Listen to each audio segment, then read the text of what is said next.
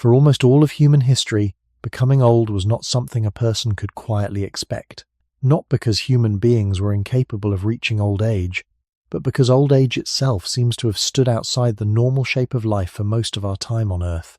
To us, a world filled with grandparents feels natural.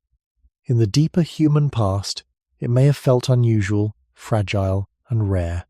So when did old people become a normal part of human life? Why? 90% of human history had no old people. For almost all of human history, becoming old was not something a person could quietly expect. Not because human beings were incapable of reaching old age, but because old age itself seems to have stood outside the normal shape of life for most of our time on Earth. To us, a world filled with grandparents feels natural. In the deeper human past, it may have felt unusual, fragile, and rare. So when did old people become a normal part of human life? Why 90% of human history had no old people? The strangeness of that question begins in the modern world, because the modern world has made old age look ordinary. We are born into streets, homes, hospitals, and families where older people are simply there. Their presence is folded into daily life so completely that it can seem timeless. A child grows up expecting grey hair, slower steps, lined faces, and long memories to be part of the human scene. In many places, age is not a surprise. It is part of the background. It appears in family photos, on buses, in markets, in waiting rooms, and at dinner tables. That familiarity is so deep that it quietly shapes our imagination of the entire past. We look backward and assume that human life must always have been arranged in a similar way, with the young, the middle-aged, and the old all standing together in roughly familiar proportions. But the deeper history of our species does not easily fit that picture. If we return, slowly, to the long beginning of human life, to small bands moving through changing African landscapes long before cities, states, or written memory, the image becomes less familiar. The human body we know was already there in many essential ways, vulnerable, adaptable, social, and capable of lasting longer than a few brief seasons. Yet a body's capacity and a population's common pattern are not the same thing. A species can contain old age without being surrounded by it. That difference matters. It is the difference between what a human life can become and what most human lives usually were. In the present, longevity feels like a broad social expectation. In the distant past, it may often have felt more like an uncertain margin. This is why the title sounds harsher than it first appears. It does not ask whether old age ever existed. It asks why it was so much less visible across most of the human story. Even now, average people often speak about the past as though age was distributed in the way it is today, only with rougher clothing and dimmer light. This is one of the quiet illusions created by modern survival. When many people around you reach later life, you begin to treat that outcome as the human default rather than as a historical condition built slowly over time. Our species did not begin in retirement communities, multi-generational suburbs, or medical systems that steadily pushed death away from infancy, injury, infection, and childbirth. It began much earlier, in a harsher frame, where each generation had to pass through narrow gates before old age could even become visible within the group. From that older starting point, the rare sight of a person who had lived long enough to carry many decades in the body may not have felt like the social norm. It may have felt notable simply because there were fewer such people to see. That changes how we should picture the past. We should not imagine a world with no elders at all, but neither should we imagine the familiar demographic landscape of the modern world stretched backward across hundreds of thousands of years. The first picture is too empty. The second is too crowded. Somewhere between those two mistakes lies a more careful truth, and it begins with letting go of the modern assumption that the age structure surrounding us now must somehow represent the permanent condition of humankind. Before we ask what shortened lives or what later expanded them, we have to notice the illusion itself. That old age feels eternal, only because we are living in one of the first eras in which it has become common enough to feel normal. To see how powerful that illusion is, it helps to notice how rarely we question it. We question ancient clothing, ancient food, ancient houses, ancient beliefs, and ancient tools, but we often do not question the age pattern of the people themselves. We picture a village, a campfire, a field, a shoreline, or a narrow trail through dry grass. and almost without thinking, we place older faces into the scene. We add elders because elders feel necessary to our sense of what a human community looks like. They make the image feel complete. They make it feel emotionally balanced. A world without many old people seems unfinished to us, even in imagination. Yet that reaction may say more about the modern human environment than about the deeper human past. In the world most of us know, later life is not a strange horizon. It is visible early and often. Many people spend their childhood surrounded by adults who are themselves being guided, supported, or remembered by people older than they are. Family life often stretches across 3 or 4 living generations. A child may know not just parents, but grandparents, and sometimes even great-grandparents. This layered structure feels so familiar that we rarely pause to ask whether it would have been common across the long beginning of our species. If we step back toward that beginning, toward the early human story rooted first in Africa and then carried outward across continents, the social picture becomes harder to hold in the same way. Human beings were always a long-living species in a biological sense compared with many other mammals of similar size. The body could, under the right conditions, continue for many decades, but the right conditions were never guaranteed, and what matters in daily social life is not the outer limit of a body's possibility. What matters is how many people actually remain present long enough for age to become a common and stable feature of the group. A rare old person and a society full of old people are not the same historical reality. That is where modern intuition can quietly mislead us. We tend to confuse possibility with frequency. Because we know human beings can reach old age, we imagine that old age must always have been a normal layer in the population. But in long stretches of the human story, the real question was not whether old age could happen. It was whether enough people reached it often enough for everyone else to grow up seeing it as ordinary. That is a different question, and it leads us away from individual exception and toward population pattern. In that older pattern, life may have felt weighted toward the young not because age did not exist, but because age stood farther out at the edge of what many groups commonly saw. This matters for how we hear the title. The phrase "no old people" is not a literal denial of old age. It is a way of describing visibility, expectation, and proportion across deep time. It points to a world in which later life was not the standard shape waiting at the end of most human lives. It also points to something more unsettling. The human world we treat as natural may actually be a very recent arrangement.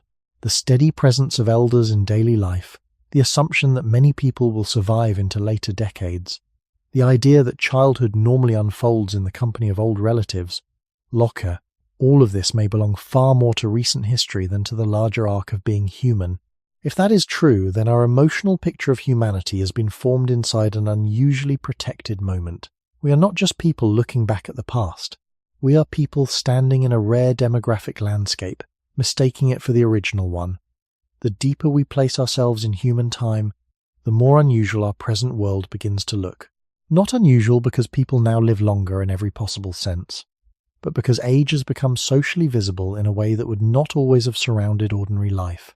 In the earliest stretches of our story, beginning in Africa long before cities, written records, or fixed borders, human communities were small, mobile, and deeply exposed to the uncertainties of land, climate, injury, and disease.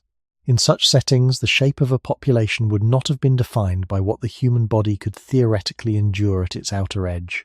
It would have been defined by what enough people could actually survive often enough for others to treat that stage of life as familiar. This is a subtle difference, but it changes the entire picture. A body may be capable of reaching old age, and yet a community may still contain very few old bodies at any given time. When that happens, age does not disappear, but it loses its ordinary presence. It moves from the center of expectation to the edge of possibility. For modern people, that edge is hard to imagine because our emotional sense of humanity has been trained by a world where older people are everywhere.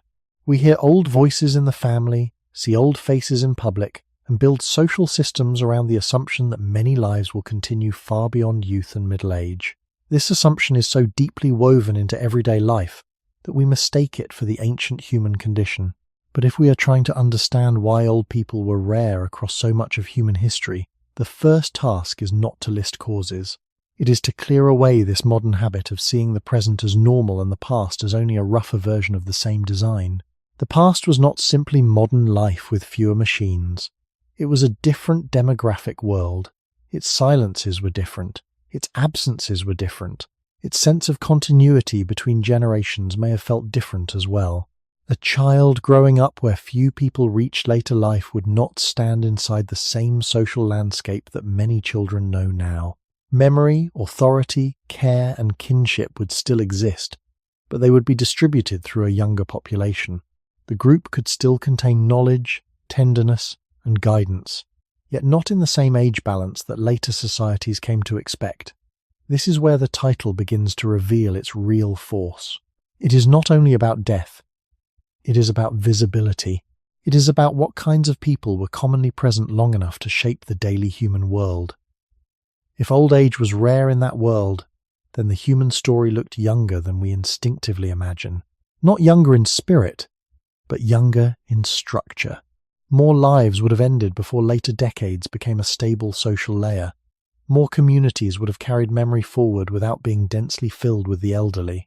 And that means the human environment that formed our species for most of its existence may have been one in which later life was respected when it appeared, but not assumed as part of the ordinary background.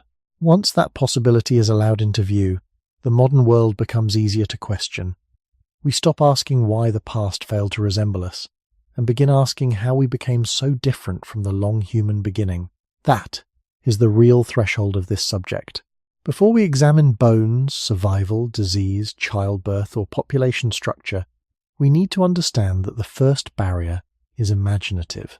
We are trying to think our way out of a world where old age feels natural, and back into one where it may have felt exceptional simply because it was seen far less often. When people hear a title like this, the mind naturally moves to the most extreme meaning first. It imagines a world in which no one ever became old, as though the human body once stopped at some fixed line and could go no farther. But that is not the idea we are following. Human beings have long had the biological capacity to live into later decades under favourable conditions. Even in very ancient settings, some individuals almost certainly did reach ages that their communities would have recognised as advanced. The more careful question is not whether old age existed at all. It is whether old age was common enough to become a familiar, stable, and widely visible part of everyday human life. That difference matters because a rare possibility and a normal expectation do not shape the world in the same way. A single old person in a small group can be memorable. Many old people across many generations create a different social atmosphere entirely. They change the rhythm of family life, the balance of memory, and the way the future is imagined. In the deep past of our species, beginning first in Africa, and stretching across a vast span of time before modern medicine, sanitation, and food security, the evidence suggests not a total absence of elderly humans, but a world in which reaching later life was much less common than it is now. This is why the phrase "no old people" works best as a shorthand for rarity, not as a literal claim. It points to a demographic pattern rather than a biological impossibility. In ordinary speech, people often use absolute language to describe something that is merely scarce. A town with very few trees may be described as having no trees. A winter with almost no snow may be remembered as snowless. In the same way, a human world in which elders were present but uncommon can easily be described in broad terms as a world with no old people. The deeper meaning lies in frequency, not in total exclusion. Once that is understood, the title becomes more precise rather than less. It asks us to picture a species that could grow old, but usually did not do so in large enough numbers for old age to become part of the ordinary social landscape. This also helps us avoid a second misunderstanding. The point is not that the past was simple and brutal in exactly the same way everywhere, or that every community across hundreds of thousands of years shared one fixed pattern. Human history is too long, too varied, and too uneven for that. Conditions changed across climates, ecologies, food systems, migrations, and forms of settlement. Still, across that long span, the broader pattern appears very different from the modern one, in which large populations routinely contain many older adults. That is the contrast the title is trying to reach. It is not saying that ancient people had no grandparents in any absolute sense. It is saying that a world where grandparents are common, expected, and socially central is a much more recent human experience than most people assume. To understand the story clearly, we have to hold two thoughts together at once. First, old age is not new. The human body did not suddenly invent later life in recent centuries. Second, the visibility of old age on a large scale is historically unusual. Those two ideas may seem to pull against each other, but together they form the core of the subject. Old age was always possible. What changed, slowly and unevenly, was how often that possibility became a lived reality. And until we make that distinction, the whole question remains blurred, because we keep mistaking existence for commonness, and exception for norm. A useful way to understand this is to separate the life of one person from the shape of a whole population. These are not the same thing, and much of the confusion around age comes from blending them together. A single human being, even in a difficult world, may survive a long time.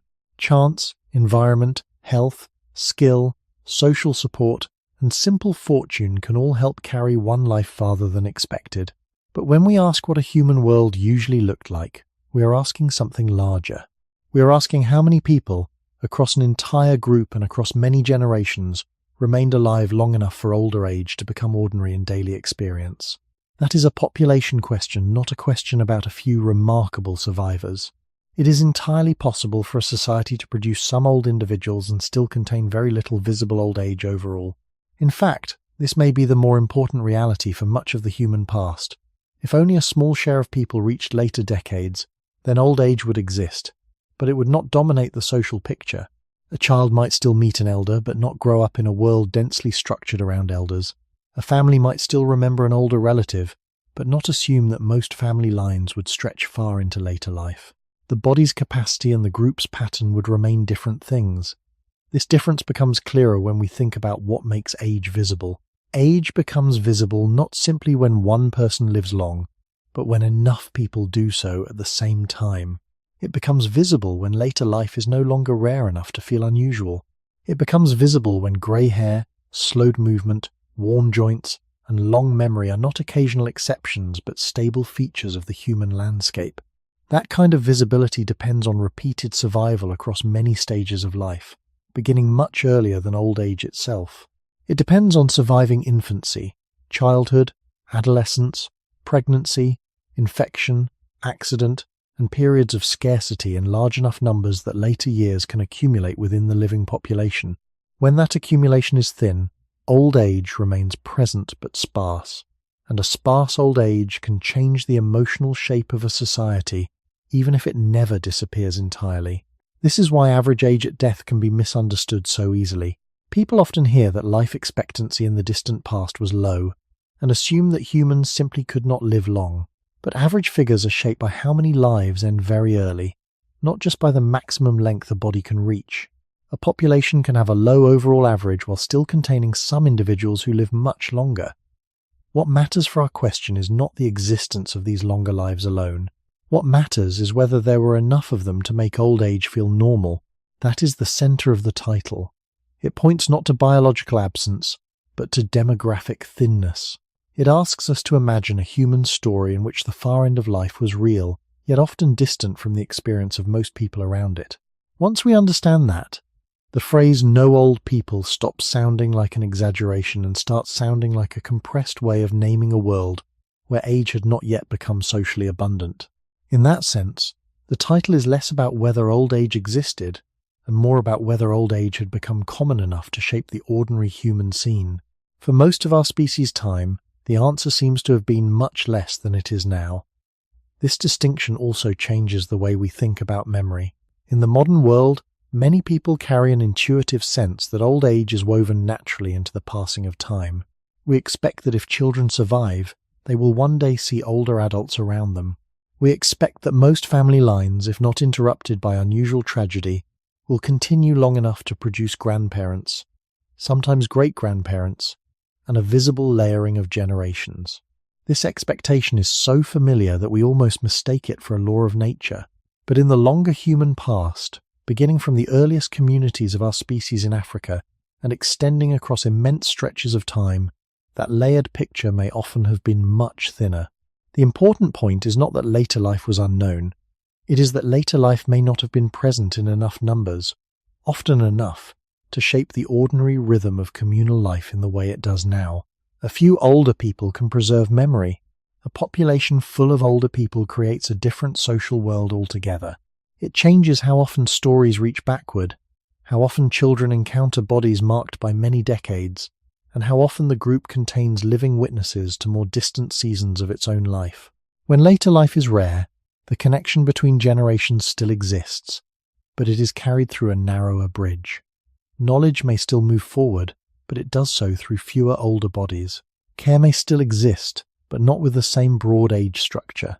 Continuity may still be felt, yet not with the same density of living memory that later societies came to know. This is one reason the title matters beyond simple survival. It is not only asking who lived long, it is asking what kind of human world emerged when long life was uncommon. Such a world would still be fully human, still capable of language, attachment, skill, grief, and tenderness. But it would not necessarily resemble the age-balanced world many modern people unconsciously project into the past. Its social texture would lean younger, its visible horizon of age would sit closer. Its everyday sense of the life cycle might feel less extended, not because human beings lacked the potential for long life, but because the population did not often carry that potential into large, stable numbers. This is why the phrase, "no old people," has a structural meaning. It points to the absence of old age as a broad demographic layer, not to the literal absence of every older individual. It describes a world where the far end of life existed, but not with the abundance required to make it feel ordinary. That is a subtle thought, but an essential one. Without it, we keep falling back into the same modern misunderstanding. We imagine that because a human body can live long, most human societies must always have been filled with older adults. Yet a possibility inside the body does not automatically become a common feature of the world. Between the two stands everything that can interrupt a life before it reaches its later years. That larger pattern is what gives the title its force. It directs us away from the exceptional survivor and toward the shape of the whole population.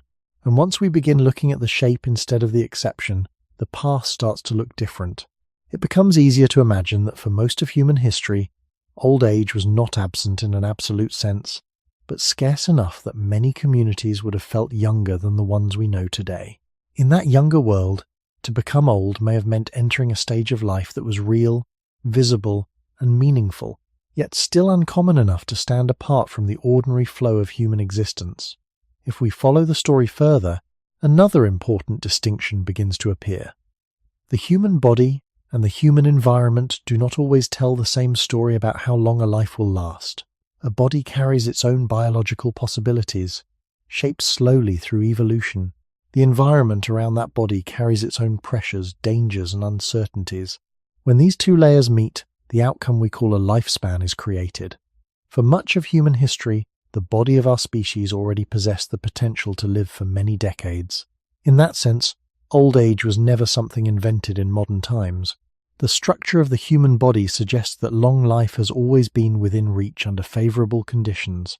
Our organs, bones, and systems of repair do not resemble those of short-lived animals that burn through life quickly and fade within only a few seasons. Instead, the human organism is built for endurance. It grows slowly, matures slowly, and maintains its functions across a long arc, when circumstances allow it to do so. This biological design did not suddenly appear a few centuries ago. It has deep roots in the evolutionary past of our species and our close relatives. Yet having the potential for longevity does not mean that the surrounding world will regularly allow that potential to unfold. The earliest humans lived within landscapes that offered opportunity but also constant uncertainty. Their lives were shaped by shifting climates, seasonal food supplies, injuries that could not easily be treated, and infections that modern medicine now manages with relative ease. None of these factors erase the body's ability to grow old, but together they create a world in which fewer lives successfully travel the entire length of that biological path. This difference between capability and realization sits at the heart of the title. It reminds us that the human body was never the only actor in the story of aging. The world around the body has always had a powerful voice in deciding how often long life becomes visible within a population. When we picture the distant beginning of our species, starting in Africa and slowly expanding across new landscapes over tens of thousands of years, we are looking at environments where the balance between body and world often tilted toward uncertainty. Human beings adapted creatively to these environments through cooperation, tool-making, social learning, and movement across wide territories. These abilities helped our species survive and spread. But survival is not the same as the widespread presence of old age. A group can endure across generations while still losing many individuals before they reach later life. In such a setting, the human body retains its long biological horizon, yet the population that surrounds it may still appear young in structure. This is why it is helpful to think of aging as a conversation between biology and environment rather than as a simple biological clock. The body sets the outer limits of how long life can continue. The environment determines how often people actually approach those limits.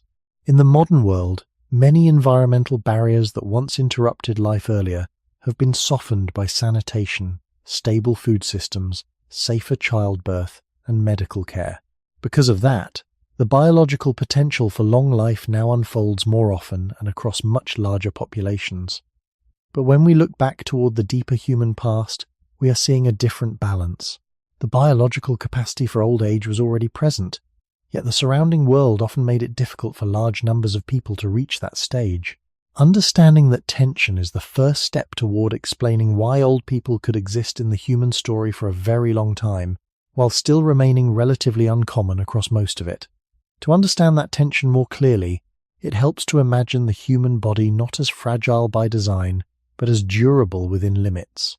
It can heal wounds, adapt to heat and cold, store memory, learn routines, and continue working across many decades. Evolution did not shape our species for a life that was meant to end quickly in every case. On the contrary, many features of human development suggest a long biological arc. We take a long time to mature. We depend on care for many years. We learn slowly, socially, and cumulatively. These are not the traits of a creature built only for a brief existence. They are the traits of a species whose life can extend far enough for knowledge, skill, and memory to deepen over time. In that sense, the human body carried the possibility of old age from very early in our story, first in Africa, where our species emerged, and later across the many environments humans entered as they spread into Eurasia and beyond. But possibility alone does not create a social world full of older people.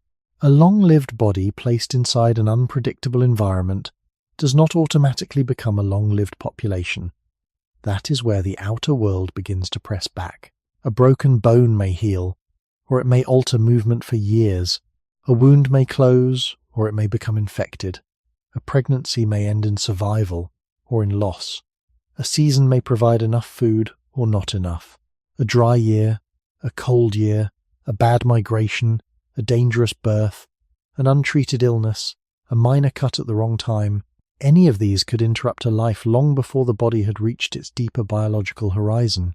None of this means that ancient humans were weak. It means that they lived in worlds where the margin between recovery and decline was often narrower than it is for many people today. This is one reason old age may have remained thinly distributed even when the body itself was capable of it. The body could continue, but the path was crowded with points of interruption.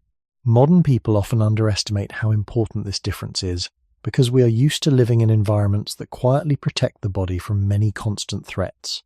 Clean water, stored food, shelter, stitched wounds, assisted births, antibiotics, and 1,000 small forms of organized care now stand between the body and the outside world.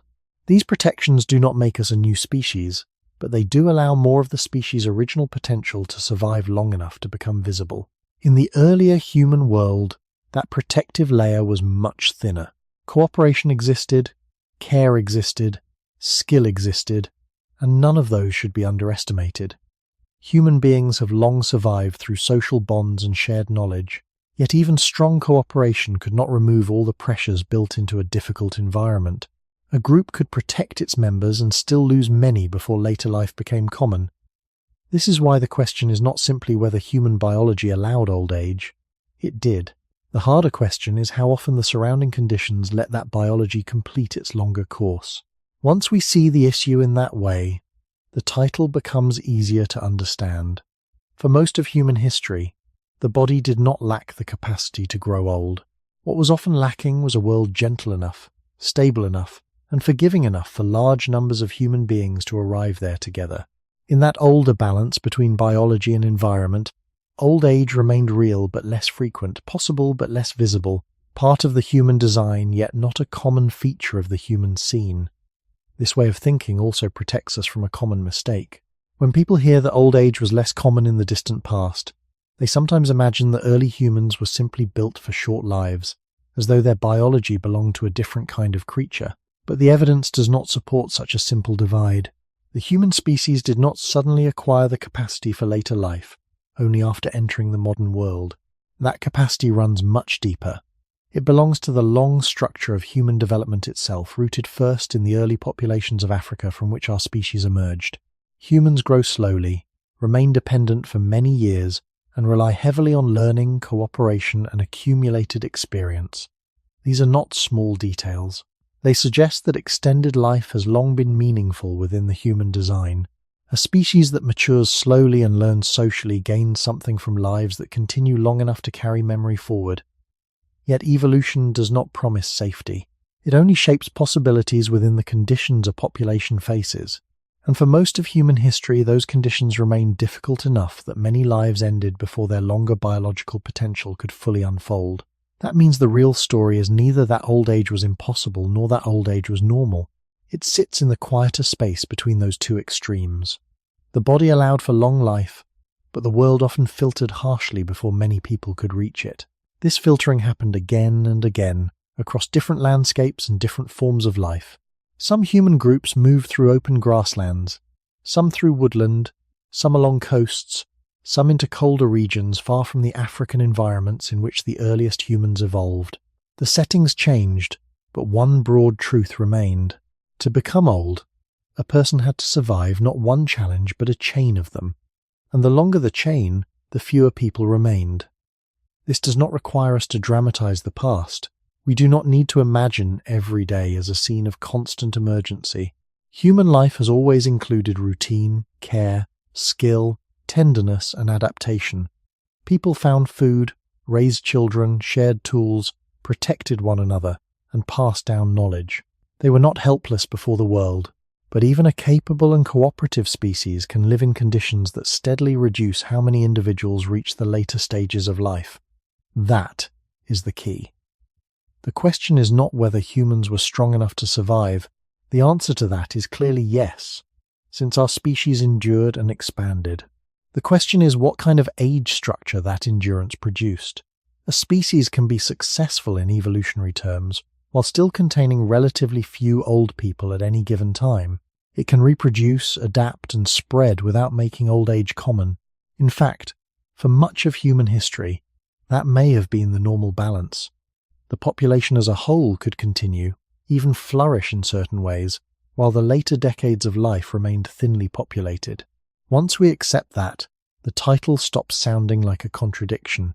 It becomes a compact way of expressing the difference between what a human body could become and what a human world usually displayed. The body carried the long arc. The environment shortened many journeys before that arc was completed. And because those shortened journeys happened across generations, the visible result was a world that often looked younger than the modern one. This is the deeper logic we need before moving forward. If old people were rare for most of human history, it was not because the body lacked the possibility of age. It was because the world around that body so often decided otherwise. Between human biology and human lifespan stood the full weight of lived conditions, and it was there, in that space between potential and reality, that the scarcity of old age was slowly made. If a society seems to contain few old people, the explanation does not begin at old age. It begins much earlier, at the most fragile entrance to life itself. Before anyone could become an elder, they first had to survive being a newborn, then a small child, then a growing child moving through the long dependency that has always marked our species. This is easy to forget in the modern world because many people now pass through those stages with so much protection around them that survival feels almost built into the background of life. But for most of human history, that background was far less forgiving. The earliest human story beginning in Africa and extending across many climates and landscapes, was shaped by a simple demographic truth. When many lives end near the beginning, the far end of life remains sparsely populated, no matter what the body could have achieved under better conditions. This is one of the quiet reasons old age could exist and still remain uncommon. To reach 60 or 70, one first had to reach 1, then 5, then 10, then 15. A population does not fill with older people unless large numbers first pass through all the earlier gates. And in the deeper past, those gates were narrow. Infancy was biologically delicate. Childhood depended on care, food, warmth, protection, and a chain of good outcomes that could not be guaranteed. A child's body is resilient in some ways, but it is also exposed. Illness, undernutrition, accident, dehydration, infection, and the after effects of difficult births all mattered long before anyone could begin to think about later decades of life. The human species evolved as a social species, partly because the young require so much support for so long. That long dependency is one of our defining traits. We are not born ready, we are born unfinished. We need years of feeding, carrying, teaching, watching, and guarding before we can move confidently through the world. That design gives human life depth, learning, and complexity, but it also creates a long, vulnerable period near the beginning of every life. In a world without modern sanitation, modern obstetric care, modern vaccines, and reliable treatment for common infections, many children never cross that period. This matters more than it first appears, because a population is shaped not only by how old the oldest person can become, but by how many people are lost before adulthood even settles into place. If losses are heavy early, the entire age structure leans downward. The community becomes young in composition even if some members live much longer. A few older survivors may still be present, but they stand at the far edge of a population built on many interrupted beginnings. That is why childhood is the hidden arithmetic beneath the question of old age. To ask why there were so few old people is also to ask how many children never had the chance to become old at all. This does not mean that early human life was nothing but constant tragedy. People loved, protected, and raised children with great effort. Families and groups adapted in countless ways. Care was not absent. Tenderness was not absent. But care itself could not erase the biological and environmental risks surrounding early life. Even strong communities could not fully control the conditions that threatened the very young. And because those threats acted near the beginning of life, they had enormous effects on the visible shape of the whole population. By the time we imagine a camp, a path, a fire, or a settlement and ask why we do not see many elders in it, the answer has already begun years earlier in the uncertain survival of children. Old age was not only reduced at the end, it was thinned from the start, because the road toward later life began with a stage of human existence that was always precious, always dependent, and for most of our history, often dangerously exposed. The long human road to old age did not begin in adulthood, it began in dependence. This is one of the deepest biological facts about our species, and it reaches back to the earliest humans in Africa, where the basic pattern of human life first took shape. Human children arrive in the world unable to survive alone. They cannot feed themselves, defend themselves, regulate their environment well, or move with the confidence of many other young mammals. They require carrying, warmth, milk, close attention, and a surrounding circle of protection. That dependence lasts not for a few brief weeks, but for years. In evolutionary terms, this has great advantages. A slowly developing child can learn more, adapt more, and grow into a highly flexible social mind. But those advantages come with a cost. They stretch the vulnerable beginning of life across a long span of time. And the longer vulnerability lasts, the more chances the world has to interrupt it. In the modern world, many of those interruptions are softened before we even notice them. Clean water reduces some dangers. Stored food reduces others. Shelter is more stable. Many infections that once killed are now prevented or treated. Adults can turn to organized knowledge, hospitals, and medicine when a child becomes weak. Because these protections surround so much of childhood, modern people can forget how narrow the passage once was. For most of human history, childhood was not merely a stage of growth, it was a stage of survival. Every child who later might have become an older adult first had to pass through years in which the margin between life and death could be very small. A fever, a stomach illness, a breathing problem, a bad season for food, or a simple accident could alter the course of an entire life very early. This does not mean that childhood was always lived in fear. Children still played, learned, followed adults, observed the world, and grew into the rhythms of the group. Human tenderness is ancient, so is caregiving, but tenderness does not remove risk. A loving group can still lose children. A skillful mother can still face forces she cannot control. A community with knowledge can still live in an environment where uncertainty returns again and again. This is why the structure of childhood matters so much when thinking about old age. If many lives are reduced or ended in the first years, then the later decades do not merely become shorter, they become rarer across the whole population. The visible result is a world that seems young, not because it lacks the possibility of age, but because so many lives never travel far enough to make age common. In that sense, old age begins to disappear long before old age itself. It disappears in the thinning of the generations near the start. A group may still continue, children may still be born, and life may still flow forward, yet the accumulation of survivors into later decades remains limited.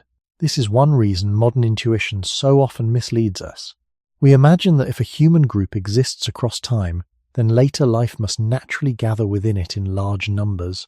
But that gathering depends on survival being repeated again and again from the very beginning. Without that repetition, age remains scattered rather than abundant. The early human world, across vast stretches of time, seems to have been marked by this scattered pattern. Some children survived, some grew into adulthood, some entered middle years, and some reached advanced age. But the path narrowed at each step, and one of the first narrowings came in childhood itself. To understand why old people were uncommon, we therefore have to picture not just the end of life, but the exposed beginning of it. The human story was not only shaped by how long a body could last, it was shaped by how many young bodies could be guided, fed, protected, and carried safely through the longest vulnerable opening of all. By the time we imagine old age, much of the population story has already been decided. It has been decided in births that ended safely or did not, in infants who remained warm enough or did not, in children who found enough food, enough care, enough protection, and enough good fortune to continue. This is why the question of old people cannot be separated from the question of early survival. The later stages of life do not rise from nowhere. They are built slowly out of all the lives that remain standing after the earliest losses have passed through the group.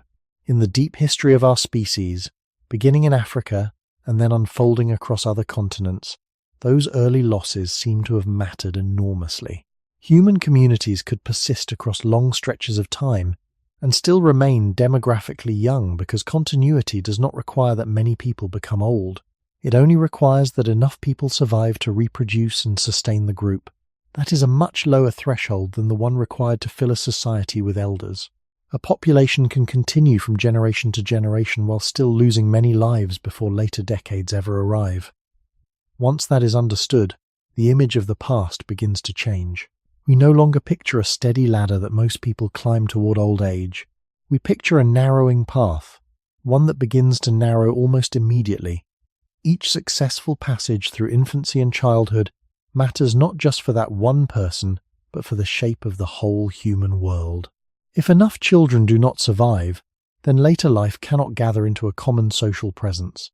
It remains thin, scattered, and exceptional. This is also why the modern world can make the past hard to see clearly. Many societies today are built on the assumption that childhood will usually continue into adulthood. Schools, family planning, housing, inheritance, and public life all quietly assume that large numbers of children will survive long enough to become adults, and many adults will survive long enough to become old. That assumption feels natural only because it has become familiar. But across most of human time, the first half of that sequence was far less secure. A child's future could not be taken for granted in the same way. The long human dependency that gave our species its richness also exposed it to repeated interruption. And once interruptions are common near the beginning of life, their effects echo outward for decades. Fewer children reaching adulthood means fewer adults reaching middle years. Fewer adults reaching middle years means fewer people arriving in later life. By the time we ask where the old people are, the answer is already hidden in the generations that thinned much earlier. None of this means that the past was empty of care or stripped of family feeling. On the contrary, the need for human care was probably even more central because childhood was so extended and so demanding. Adults would have invested enormous effort in keeping the young alive. Social bonds, practical knowledge, food sharing, and attentive caregiving would have mattered deeply. But the presence of care does not erase the reality of exposure. It only shows how necessary care always was. In that sense, childhood was both one of the great strengths of the human species and one of its great demographic vulnerabilities. It allowed for learning, attachment, and adaptation, while also creating a long period during which life could easily be interrupted. That is the quiet arithmetic beneath the rarity of old age. Before the human body could show the marks of many decades, it first had to survive the earliest years in large enough numbers. For much of our history, it seems that this happened too unevenly for old age to become a common feature of the human scene. The road toward becoming old did not mainly fail at the end. Very often, it never fully opened at the beginning. If the early stages of life shape whether old age can ever appear, the next step is to look at the quiet arithmetic that governs entire populations. Human lives do not exist one by one in isolation. They accumulate into patterns. When many lives begin and many lives end, the population slowly takes on a structure that reflects those movements. In the modern world, that structure often stretches broadly across many decades. Children, adults, and older people are present in large numbers at the same time, creating a layered landscape of generations. But if we step back into the deeper past of our species, beginning in Africa and moving outward through the long eras before modern medicine, the shape of that landscape may have looked very different. Instead of a wide plateau of ages extending into later life, the population may have formed a much steeper pyramid. At the base were many young lives, because births continued from generation to generation. Above them were fewer adults who had passed through the uncertainties of early life. Above them again were fewer still who had reached later decades. This shape does not require that people were incapable of aging. It only requires that each stage of life filtered the population more strongly than it tends to do in many places today. When a population is shaped in this way, the presence of elders becomes thin simply because fewer individuals remain by the time those later years arrive. The key idea here is accumulation. Old age becomes common only when survivors accumulate across decades. If people regularly live long enough to reach 50, 60, or 70, those individuals begin to gather within the population. Over time, the number of older adults grows large enough that they become a familiar and stable part of everyday life. But if the path toward those ages narrows repeatedly at earlier points, that accumulation never fully occurs. A few people may reach later life, but they remain scattered rather than numerous. To the human eye, the difference is striking. A society where many elders are present feels balanced across generations. A society where elders are rare feels young, even if the biological capacity for age still exists. This demographic pattern helps explain why the distant human past could produce occasional individuals of considerable age while still appearing largely youthful in its visible population. The issue was not whether long life ever happened. The issue was how often the chain of survival repeated itself across many lives at once. In the early environments where humans lived, repeating that chain was difficult. Every successful life depended on many earlier successes: surviving birth, surviving infancy, surviving childhood, surviving adolescence, surviving the hazards of adulthood, and doing so in a world where the margin between health and danger could be narrow. When this chain breaks frequently, the age structure of the whole population shifts downward. That downward shift becomes visible long before anyone asks about old age directly. It appears in the simple fact that most people present at any given time are relatively young. If we were able to step quietly into a human community from tens of thousands of years ago and observe it without disturbing anything, we might not see a landscape crowded with elders. We would see children, adolescents, adults in their active years, and perhaps a smaller number of individuals whose lives had extended far beyond those stages. The presence of those older individuals would still matter deeply. They might carry knowledge, memory, and social authority. But their rarity would mean that old age had not yet become the demographic layer that it has gradually become in the modern world. This is the arithmetic hidden inside the title. It is not the arithmetic of one life ending early or late. It is the arithmetic of many lives passing through time together, shaping a population whose visible age structure could remain young for most of the human story. If we continue to follow this demographic logic, the shape of the population begins to look less mysterious. Imagine a long river that grows narrower as it moves forward. At its source, many streams feed into it. As the water travels, some branches split away, some disappear into the ground, and the river becomes thinner the farther it flows. A human population across time can behave in a similar way. Many lives begin, but fewer continue at each stage. By the time the river of life reaches its later decades, only a portion of those original lives remain. When this narrowing happens consistently across generations, the population does not become empty of old age. Instead, old age becomes the thin end of a much wider beginning. The important point is that this pattern repeats continuously. Each generation begins again with many births, and each generation passes through the same narrowing sequence. Because of this repetition, the visible structure of the population remains stable even though individuals constantly change. The young remain numerous because births continue. Adults remain present because some children survive to maturity. But the number of people who have lived long enough to enter later life remains smaller because each earlier stage has reduced the pool of survivors. When we look at the distant human past, beginning with the early communities of our species in Africa and extending through the long eras before complex medicine and sanitation, the available evidence suggests that this narrowing was often pronounced. The human body could travel a long distance through time, but the number of bodies that completed that journey at once may have been limited. This is why modern observers sometimes misunderstand ancient life expectancy. When they hear that average lifespans in early populations were relatively low, they imagine that almost no one lived long. But the more accurate interpretation is subtler. A low average can appear even when some individuals live much longer than that average. The number is lowered not because later life never happens, but because many lives end earlier. In a population where early deaths are frequent, the overall average will fall even if a few people survive to advanced age. The result is a demographic landscape that looks very different from the one many people are used to today. In a modern population with high survival across childhood and adulthood, people accumulate in the later decades. In an earlier population with more frequent interruptions along the way, the accumulation remains thin. Old age becomes visible but not abundant. This difference has profound effects on how a society feels from within. When elders are numerous, knowledge and memory stretch across many living individuals. When elders are few, knowledge still exists but is carried by a smaller number of people. The presence of age becomes more exceptional, more concentrated, and perhaps more noticeable precisely because it is less common. That contrast reminds us again that the title is not describing a world literally empty of older humans. It is describing a world where the arithmetic of survival made old age an uncommon destination. The human body had the capacity to reach those later years, and sometimes it did. But when the chain of survival narrowed again and again across the earlier stages of life, the number of people standing at the far end of that chain remained limited.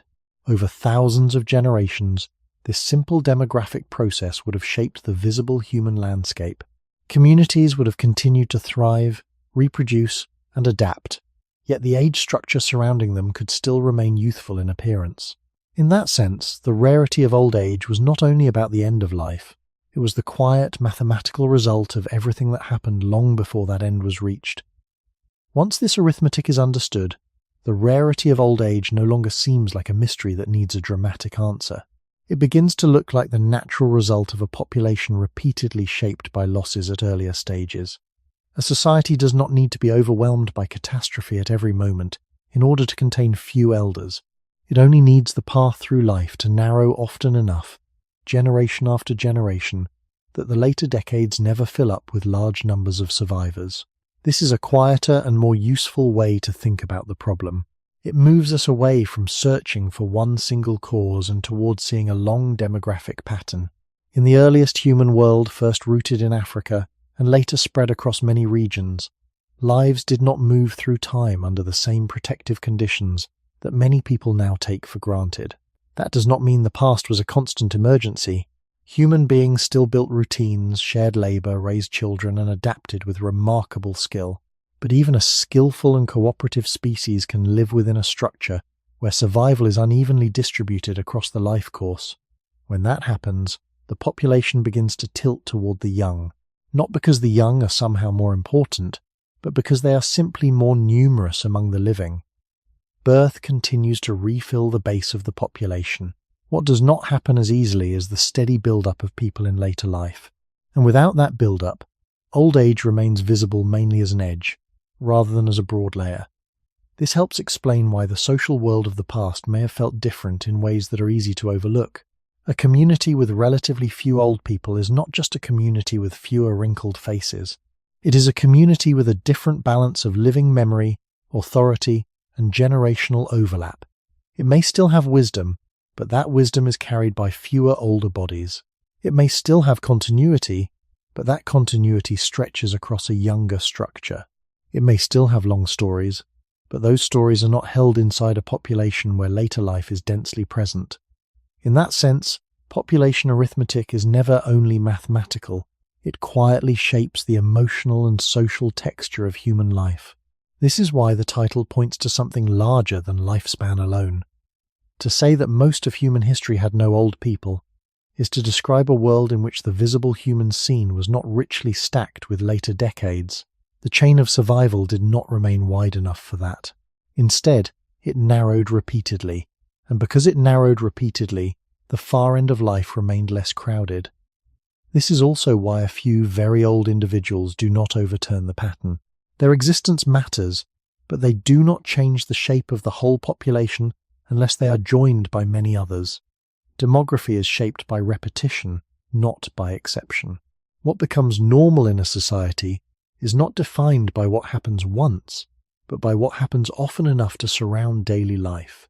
For most of the human story, it seems that reaching old age did not happen often enough, across enough people at once, for elders to become an abundant and familiar presence. The larger picture therefore becomes clearer. The scarcity of old age was not produced only at the end of life, nor only in childhood, nor only by one kind of danger. It emerged from the combined effect of many stages, each removing some share of lives before the next stage could be reached. Over time, that repeated narrowing created populations in which age was real but thin, possible but uncommon. And once we see that pattern, we are ready to move from abstract population shape into the more grounded realities of how people actually lived, moved, and survived within the older human world. To understand why old age remained uncommon for so long, we have to place human life back into the older setting where most of it was lived. For the great majority of our species' time, humans did not live in towns, hospitals, or states. They lived as foragers, moving through landscapes first in Africa and later across many other regions, relying on knowledge of plants, animals, water, weather, and one another. This way of life is sometimes imagined in two opposite and equally misleading ways. One version romanticizes it as perfectly healthy and harmonious, as though life in the deep past naturally produced strong bodies and long lives. The other imagines it as non-stop struggle, with every day defined only by violence and fear. The reality was almost certainly more mixed than either picture. Foraging life could be flexible, skillful, and deeply adapted to local environments. It could also be uncertain in ways that mattered across the whole lifespan. People moved, watched, remembered, planned, and cooperated. They learned seasonal rhythms, followed animal movements, recognized edible plants, found shelter, shared labor, cared for children, and protected one another as best they could. None of this should be underestimated. Human beings survived for such a long span in this way because it worked well enough to carry the species forward. But working well enough to sustain a species is not the same as producing a population full of old people. The question is not whether foragers were capable, but whether the conditions around them regularly allowed large numbers of individuals to survive into later decades. In many cases, that would have been difficult. A mobile life places demands on the body even when it offers advantages over settled life in some respects. Travel, changing weather, uneven food access, exposure, injuries, and the limits of treatment all matter. A person might recover from a strain, a fall, or an illness, but recovery itself could be incomplete, and repeated stress across years could narrow the path toward later life. This does not mean that foraging populations were uniformly short-lived or physically broken. It means only that the world they inhabited could interrupt lives in many different ways before old age became common. The human body, as we have seen, already carried the capacity to grow old, but in the foraging world, that capacity had to move through an environment where each season still mattered directly. Food was not absent, but it was not guaranteed in the stable and buffered way that later storage systems and modern supply chains would make possible. Care was present, but its tools were limited by what a group could carry, know, and do. Shelter existed, but often without the protective layering that permanent structures later provided. The body remained intelligent, adaptive, and enduring, yet the margin between ordinary life and serious decline could be thinner than it is in many modern settings. This is why the foraging past is so important to the title. Most of human history was lived under these broad conditions, not under the conditions that now make large populations of elders feel normal. If most humans spent most of their time in small groups moving through demanding environments, then the visible age structure of human life would have been shaped there. And what that structure seems to suggest is not the complete absence of older people, but a world where they remained fewer, more scattered, and more dependent on long chains of survival that many others could not complete. The older human world was not empty of knowledge, endurance, or care, but it was a world in which these strengths operated inside conditions that still kept old age from becoming a common and ordinary layer of everyday life. A life lived through foraging landscapes required constant attention to the body and to the surrounding world. Human beings did not simply exist within these environments, they read them carefully. They watched the movement of animals, the timing of plants, the arrival of rains, the direction of winds, the signals of danger, and the quiet patterns that marked where food, water, and shelter might be found. This knowledge was deep and practical, built slowly across generations and shared within small communities. Yet even the most careful knowledge could not fully remove uncertainty. Landscapes changed from year to year, droughts appeared, floods came, herds shifted their routes. Seasons did not always repeat themselves exactly as they had before. For people living within such systems, survival depended on flexibility and cooperation, but it also remained tied to conditions that no single group could control. The human body moved constantly within this shifting balance. It walked long distances, carried children, gathered plants, processed food, built temporary shelters, and adapted to different climates as groups gradually spread outward from Africa into new territories. Movement itself was not necessarily harmful. In many ways, the human body is built for it. Walking, lifting, climbing, and endurance are deeply embedded in our anatomy. But repeated physical strain over years could still leave marks on the body, especially when injuries had limited ways to heal fully. A twisted joint, a poorly healed fracture, or an infection that lingered could alter how a person moved for the rest of life. In the modern world, such injuries are often treated, stabilized, or repaired. In earlier settings, recovery depended on the body's own capacity and the care available within the group. Some people would have healed well.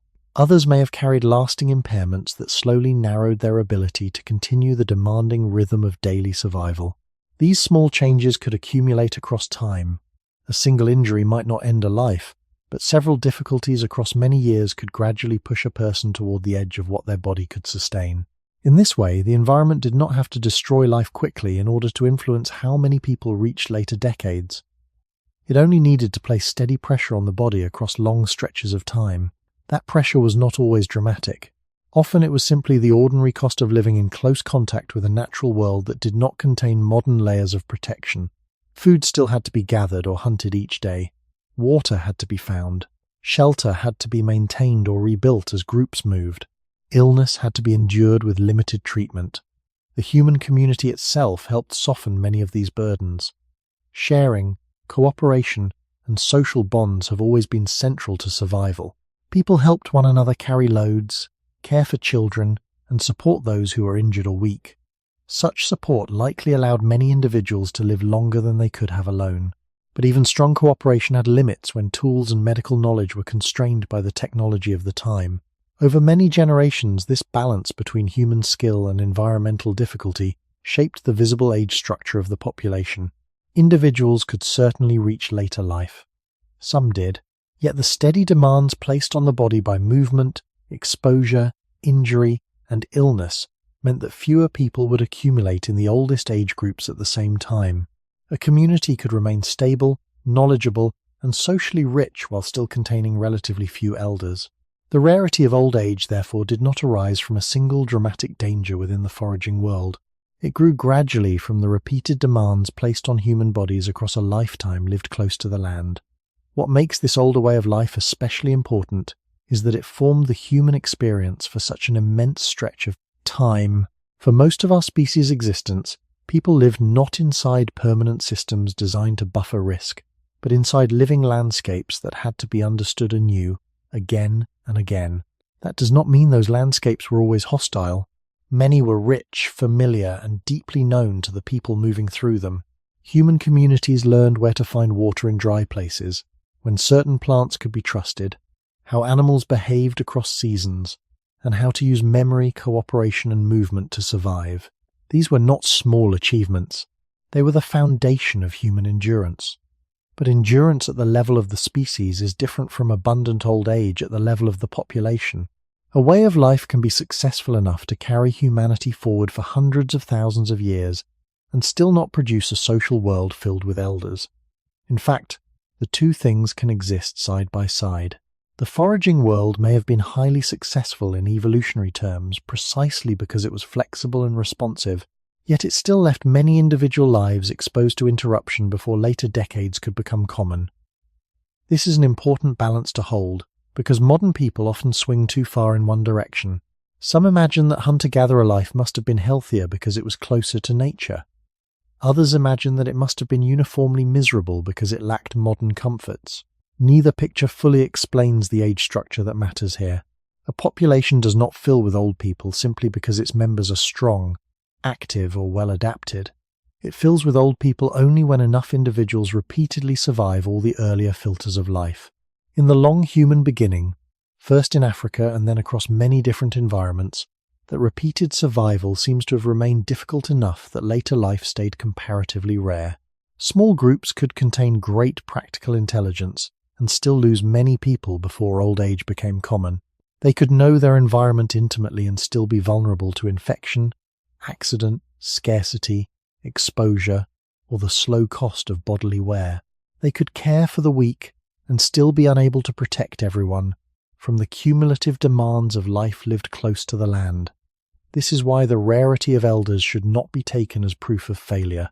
It is better understood as the demographic signature of a world in which human life remained directly tied to nature's variations and to the body's own fragile limits. In that setting, a person who reached later life may have stood out not because old age was impossible, but because it required a long run of survival through conditions that narrowed many other lives earlier. The result would have been a social landscape where age carried weight precisely because it was less common. An older person in such a group may have represented not only memory and skill, but the visible fact of having passed through many years that others had not. That possibility helps us picture the past more carefully. We do not need to imagine a world with no elders, nor a world crowded with them.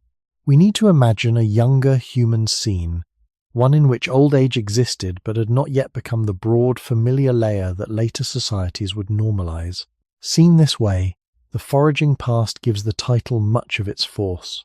It reminds us that the original human setting was not one where long life was absent, but one where long life had to travel through too many uncertainties to become common.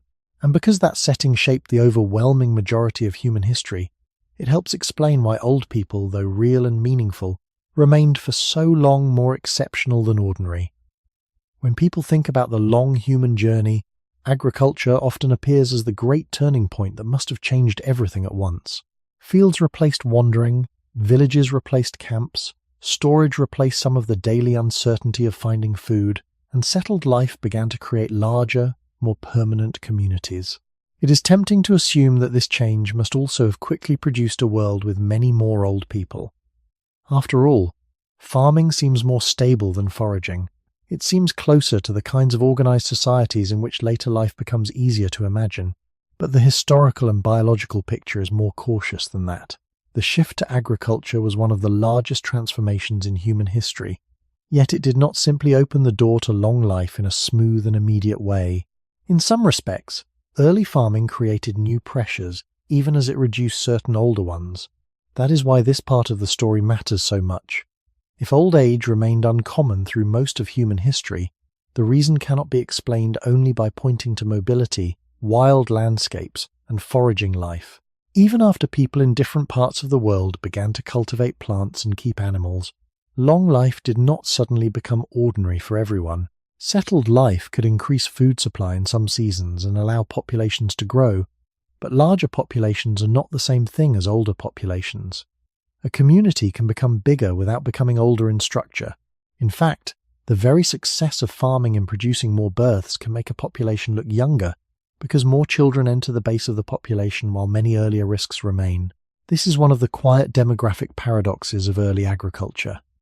More food can support more people, yet not necessarily many more elders at first. The body still faces disease, childbirth risks, childhood vulnerability, injury, and periodic shortage. And in settled communities, new forms of exposure begin to appear. Living close together changes the circulation of illness. Depending heavily on a few staple crops can narrow the diet. Repeated labor in fields can place its own strain on the body.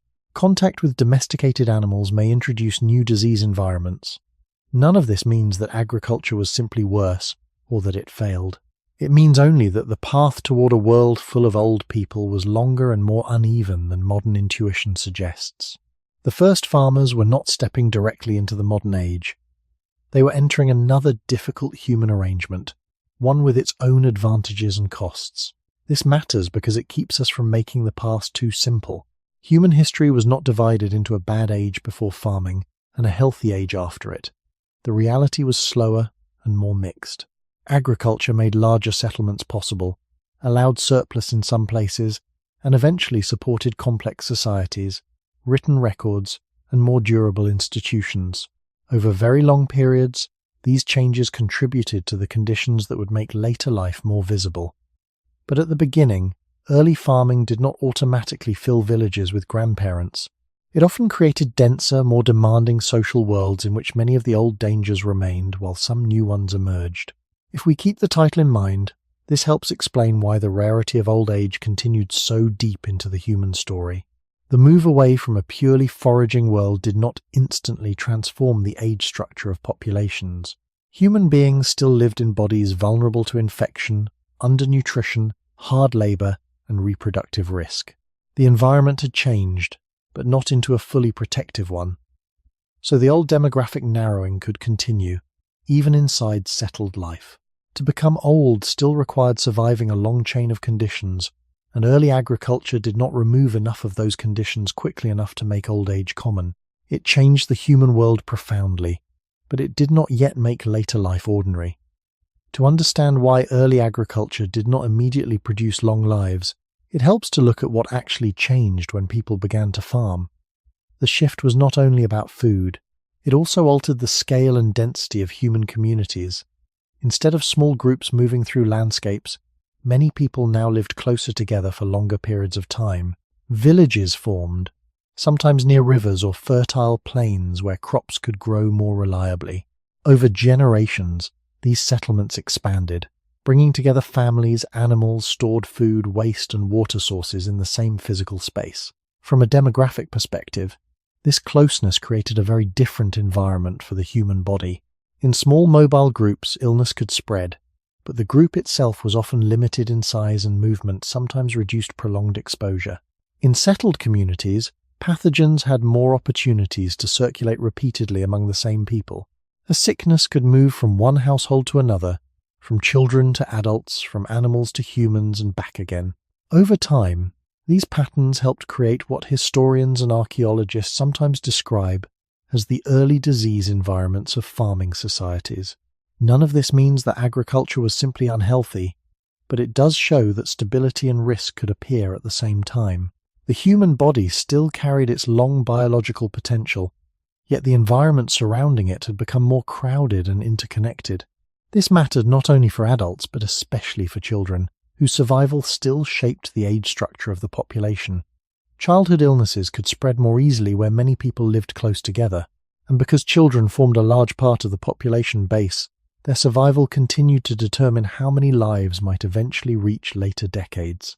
At the same time, the diet of early farming populations could become narrower than that of some foraging groups.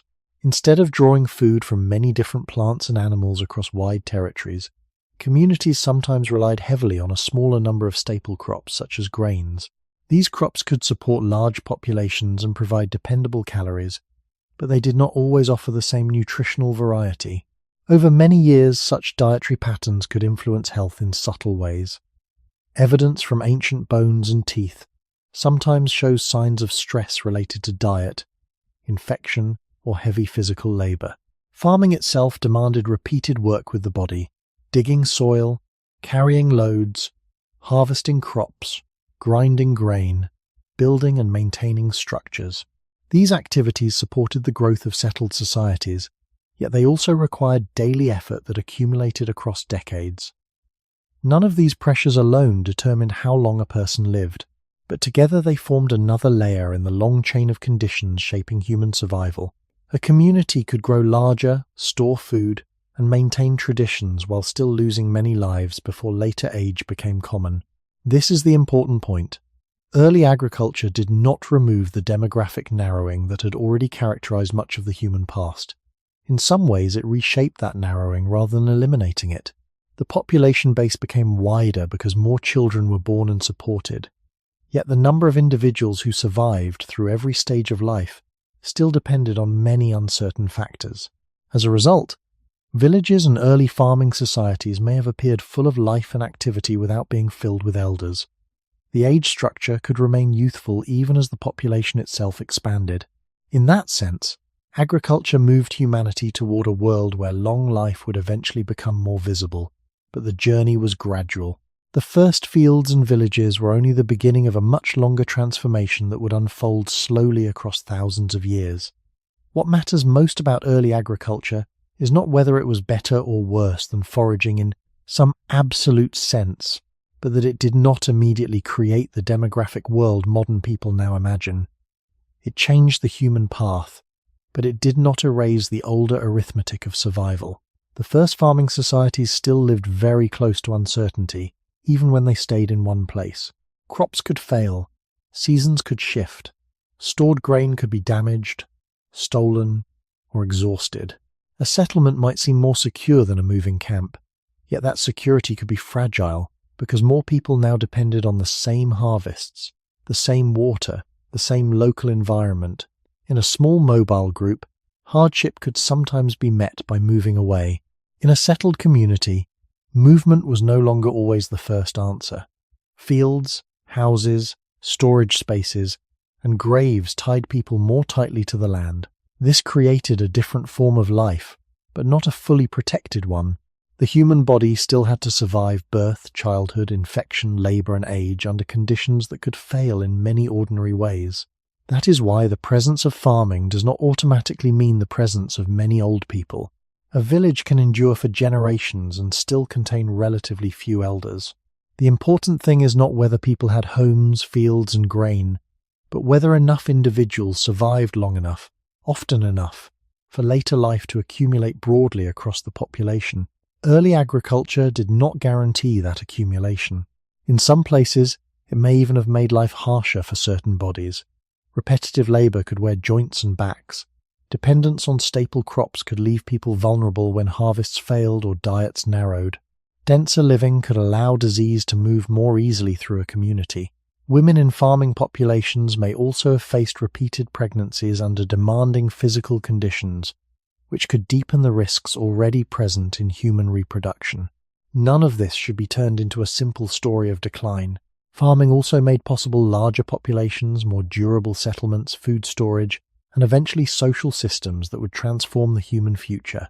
But those long-term gains did not arrive all at once at the level of the body. For a very long time, the body still lived close to danger even inside settled life. This is one reason the title reaches so far across history.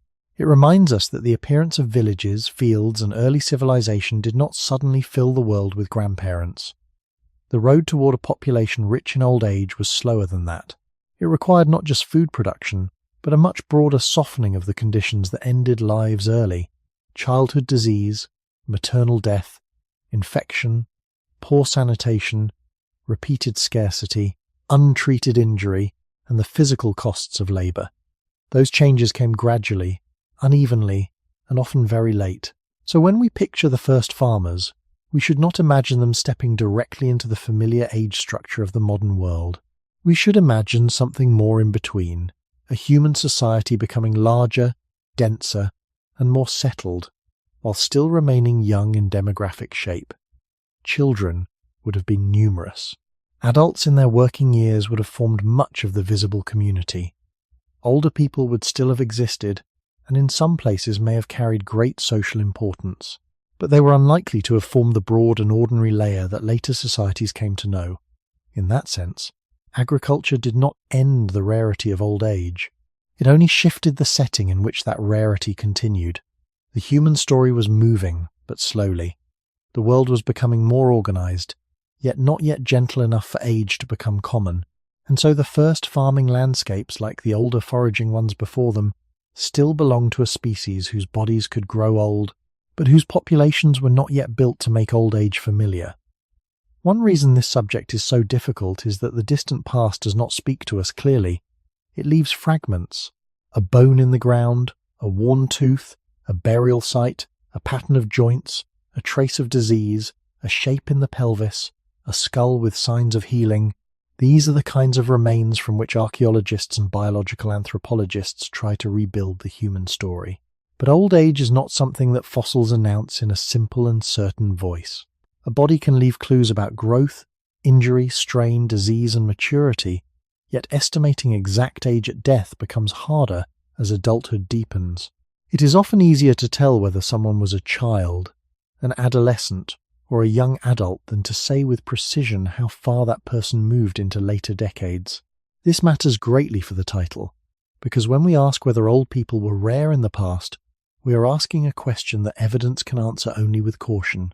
The earliest humans, first in Africa and later across many regions, did not leave behind census records, family photographs, or written lists of ages. What they left were bodies altered by life, and those bodies must be read carefully, piece by piece. Teeth are one of the first places where time can sometimes be seen. They record eruption, wear, and patterns of use. In younger individuals, teeth can help estimate age with some confidence, but in older adults, tooth wear becomes a more uncertain guide, because wear depends not only on time, but also on diet, grit in food, habits, and local environment. Bones also change through life. Certain joints fuse at known stages, which helps with younger ages. The pelvis, skull, and other skeletal surfaces may show changes associated with aging in adults. Yet these changes do not occur in exactly the same way for everyone. Two people of similar age may leave somewhat different skeletal signals depending on workload, nutrition, health, sex, and individual variation. That means the past often gives us age categories rather than exact birthdays. A skeleton may be identified as an older adult, but the margin of uncertainty can remain wide.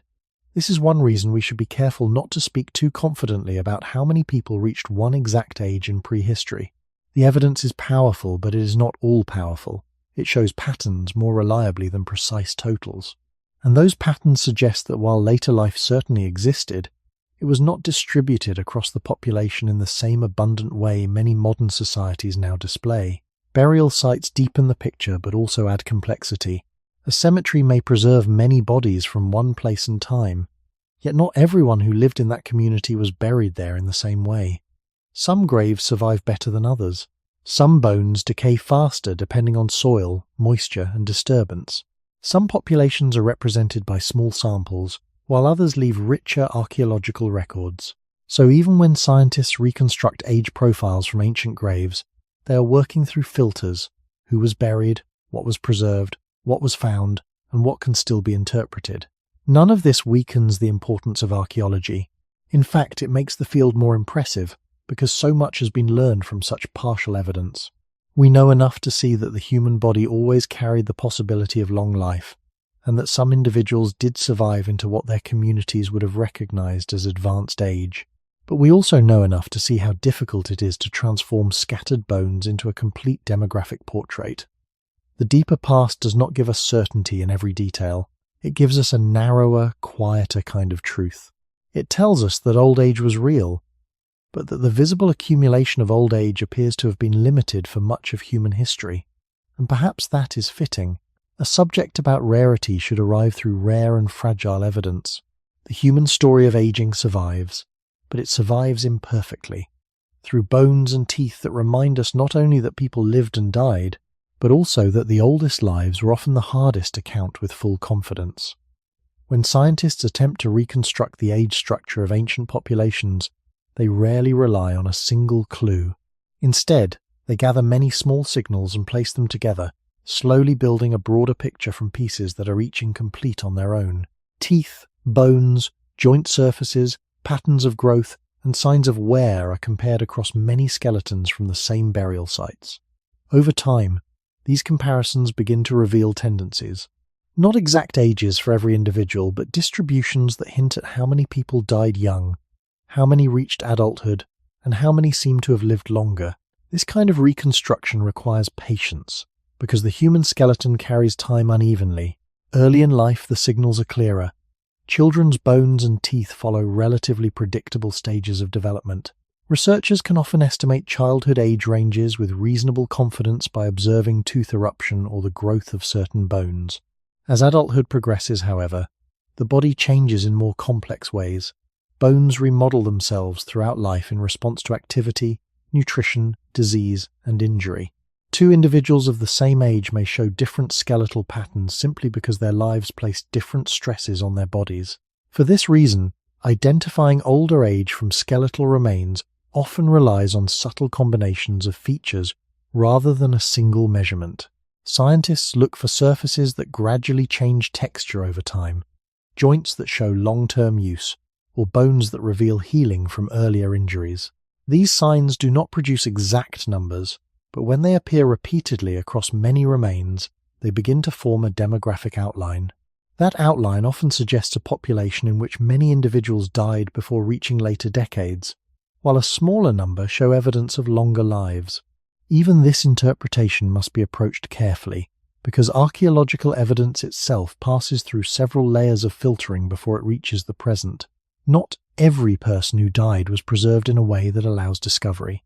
Soil chemistry, moisture, temperature, and later disturbances can all affect whether bones survive. Some burial traditions may leave clear cemeteries, while others leave scattered or incomplete traces.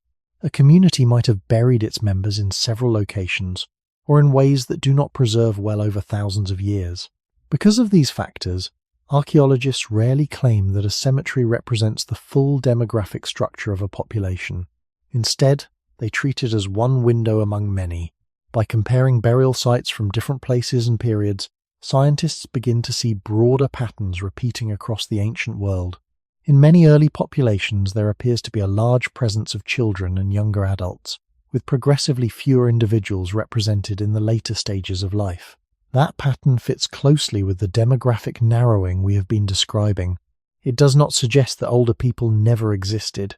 Some skeletons clearly show signs of individuals who lived long enough to experience substantial wear, healed injuries, or degenerative changes associated with advanced age.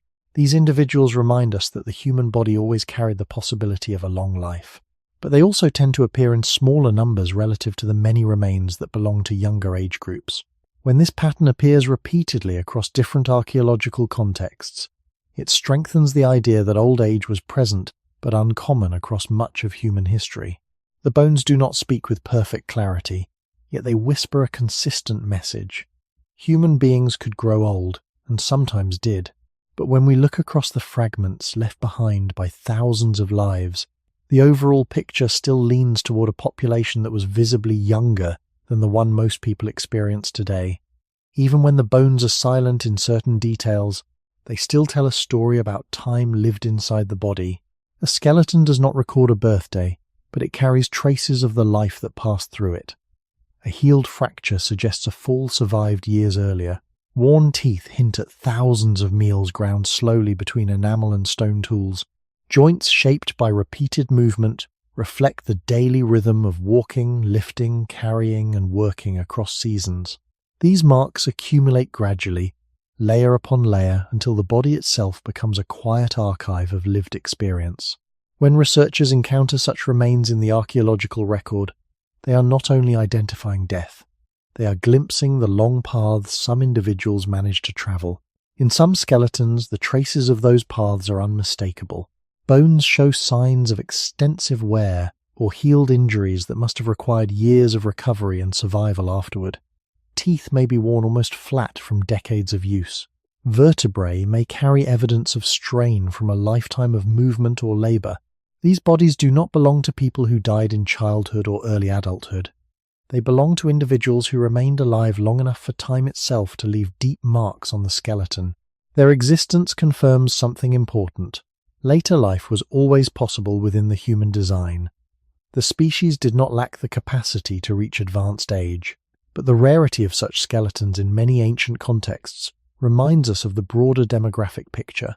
When archaeologists sort through burial sites and compare the number of individuals showing these deeper signs of aging to the number who died much earlier, the difference is often clear. The older bodies are present, but they are fewer. They appear like long journeys that only some travelers completed. This contrast reinforces the idea that the scarcity of old age in the past was not a myth created by modern imagination. It emerges directly from the physical traces left behind by human lives themselves. Yet these traces also carry another message.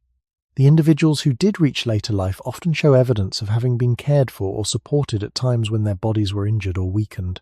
A broken bone that healed well suggests that someone survived long enough for the body to repair itself.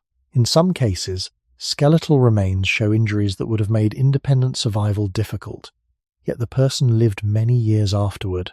Such evidence hints at cooperation and social care within early human groups.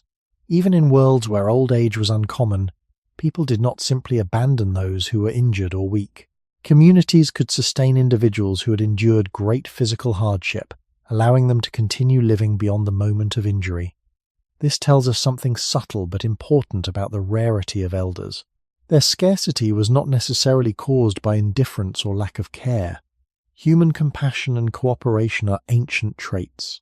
The limiting factor was more often the environment and the cumulative risks surrounding life itself. Even with support, many lives could not pass through every stage of the long human journey. The bones therefore give us a balanced picture. They show that older individuals existed and sometimes lived through remarkable experiences. At the same time, they reveal that such lives were less common than the younger ones surrounding them. From these fragments of bone and tooth, a quiet demographic pattern emerges again. The human world of the deep past contained age, but it contained much more youth. The possibility of old age was written into the body, yet the visible population remained young because fewer individuals completed the entire passage of time. If old age was less common in the human past, the presence of an older person inside a small community could carry a weight that is easy for modern observers to overlook. In a world where later life was not widely distributed across the population, an individual who had lived through many seasons might stand out not simply because of physical age, but because of accumulated experience. Memory itself becomes different when fewer people carry very long personal histories. Each older person may represent a rare bridge between distant moments in the life of the group. They may remember landscapes as they once were, migrations that occurred years earlier, or practical knowledge learned from individuals who were no longer alive. In societies where written records did not exist, memory lived inside people. It traveled through voices, gestures, and stories repeated around fires, along paths, and during work. When a person lived long enough to carry decades of remembered experience, that memory could become one of the most valuable resources within the group. This does not mean that only the old possessed knowledge. Learning and teaching occurred across all ages. Adults in their active years carried enormous practical skill. Younger people absorbed information quickly and adapted to new situations. But the presence of someone who had witnessed many cycles of seasons, migrations, or environmental changes might give the group access to a deeper layer of understanding. Such individuals could remember rare events that younger members had never seen. They might recognize patterns in weather, food availability, animal behavior, or landscape features that unfolded slowly across time. In small communities, even one or two people with such extended memory could influence how decisions were made. This possibility helps explain why the rarity of old age did not make elders unimportant. In fact, scarcity may have intensified their significance. When a resource is uncommon, its presence can become especially noticeable. An older person might represent not only survival but also continuity. Their body carries the marks of time, and their memory carries the echo of earlier generations. In a population where most individuals were younger, such figures could hold a kind of quiet authority grounded in lived experience rather than formal status. This pattern appears in many societies observed in later historical periods, where elders play important roles in storytelling, mediation, and the transmission of practical knowledge. While we must be careful not to assume that all early human communities organized themselves in exactly the same way, it is reasonable to imagine that experience gained over many years would have mattered in environments where survival depended on understanding subtle details of the land and seasons. The rarity of elders therefore did not erase their influence. Instead, it may have made their presence more visible within the group. Their lives served as living archives of past events that no written record preserved. When they spoke, they were not only speaking for themselves but also carrying forward fragments of memory that might otherwise disappear. Yet this importance existed alongside the demographic reality we have been exploring. Even if elders held meaningful roles, the number of people who reached that stage remained limited for most of human history. A community could deeply respect its older members while still containing relatively few of them at any given time. The social value of elders and the rarity of old age could therefore exist together without contradiction. One describes the meaning of age when it appears. The other describes how often that stage of life was actually present within the population. Understanding both sides helps us picture the past more carefully. Old age was not absent, but it was not abundant either.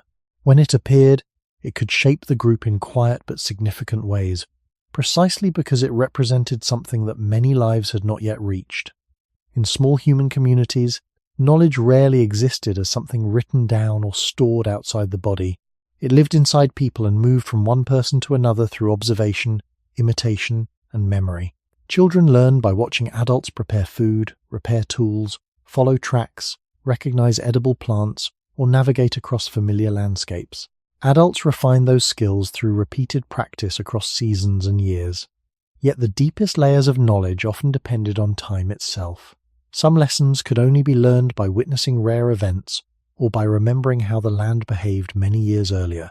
A dry season that arrived unexpectedly, an animal migration that changed direction, a plant that appeared only after unusual weather. These were patterns that might not repeat every year. Someone who had lived through many cycles of seasons might carry a memory of events that younger members of the group had never experienced. In this sense, age could function as a kind of living library.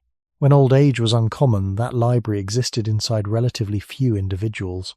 Their memories might reach farther back than anyone else's in the community.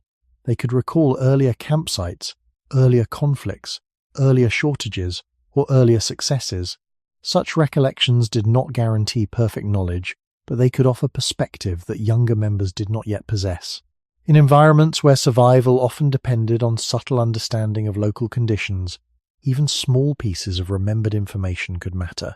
For example, an older person might remember where water could be found during an unusually dry period, or which valley had once supported animals when others did not. They might recognize warning signs in weather or vegetation that younger people had not yet learned to interpret. This kind of knowledge would not always appear dramatic. Often it would emerge quietly during conversation or decision-making when someone recalled a similar situation from years earlier. Because communities were relatively small, these memories could circulate directly within the group. A younger hunter might listen to an older one describe an animal's seasonal habits. A parent might repeat advice, first learned from someone who had lived many years before. Over time, these exchanges allowed knowledge to flow forward through generations, even without written records. But the rarity of elders meant that this chain of memory could sometimes be fragile. When few people reached later life, The loss of one experienced individual could mean the disappearance of unique memories. A long story of the land, known to one person for decades, might end when that person died. In a society where many elders are present, memory spreads across many people and becomes more stable. In a younger population, memory may be carried by fewer voices. This difference could shape how communities preserved knowledge about their surroundings. It may also help explain why storytelling, ritual, and repeated teaching became important ways of passing information across generations. When the number of elders is limited, a society often finds other ways to reinforce memory so that important knowledge does not vanish too quickly. None of this suggests that early humans were dependent only on a few older individuals. Learning occurred across all ages, and younger adults were fully capable of guiding the group. Yet the presence of someone who had seen many years could still add depth to that knowledge. The older body itself becomes a sign of long survival, and the mind inside it carries experiences that extend beyond the immediate present. In a world where old age was uncommon, such lives might have stood out not only because of the years they had lived, but because of the memories they preserved for everyone else.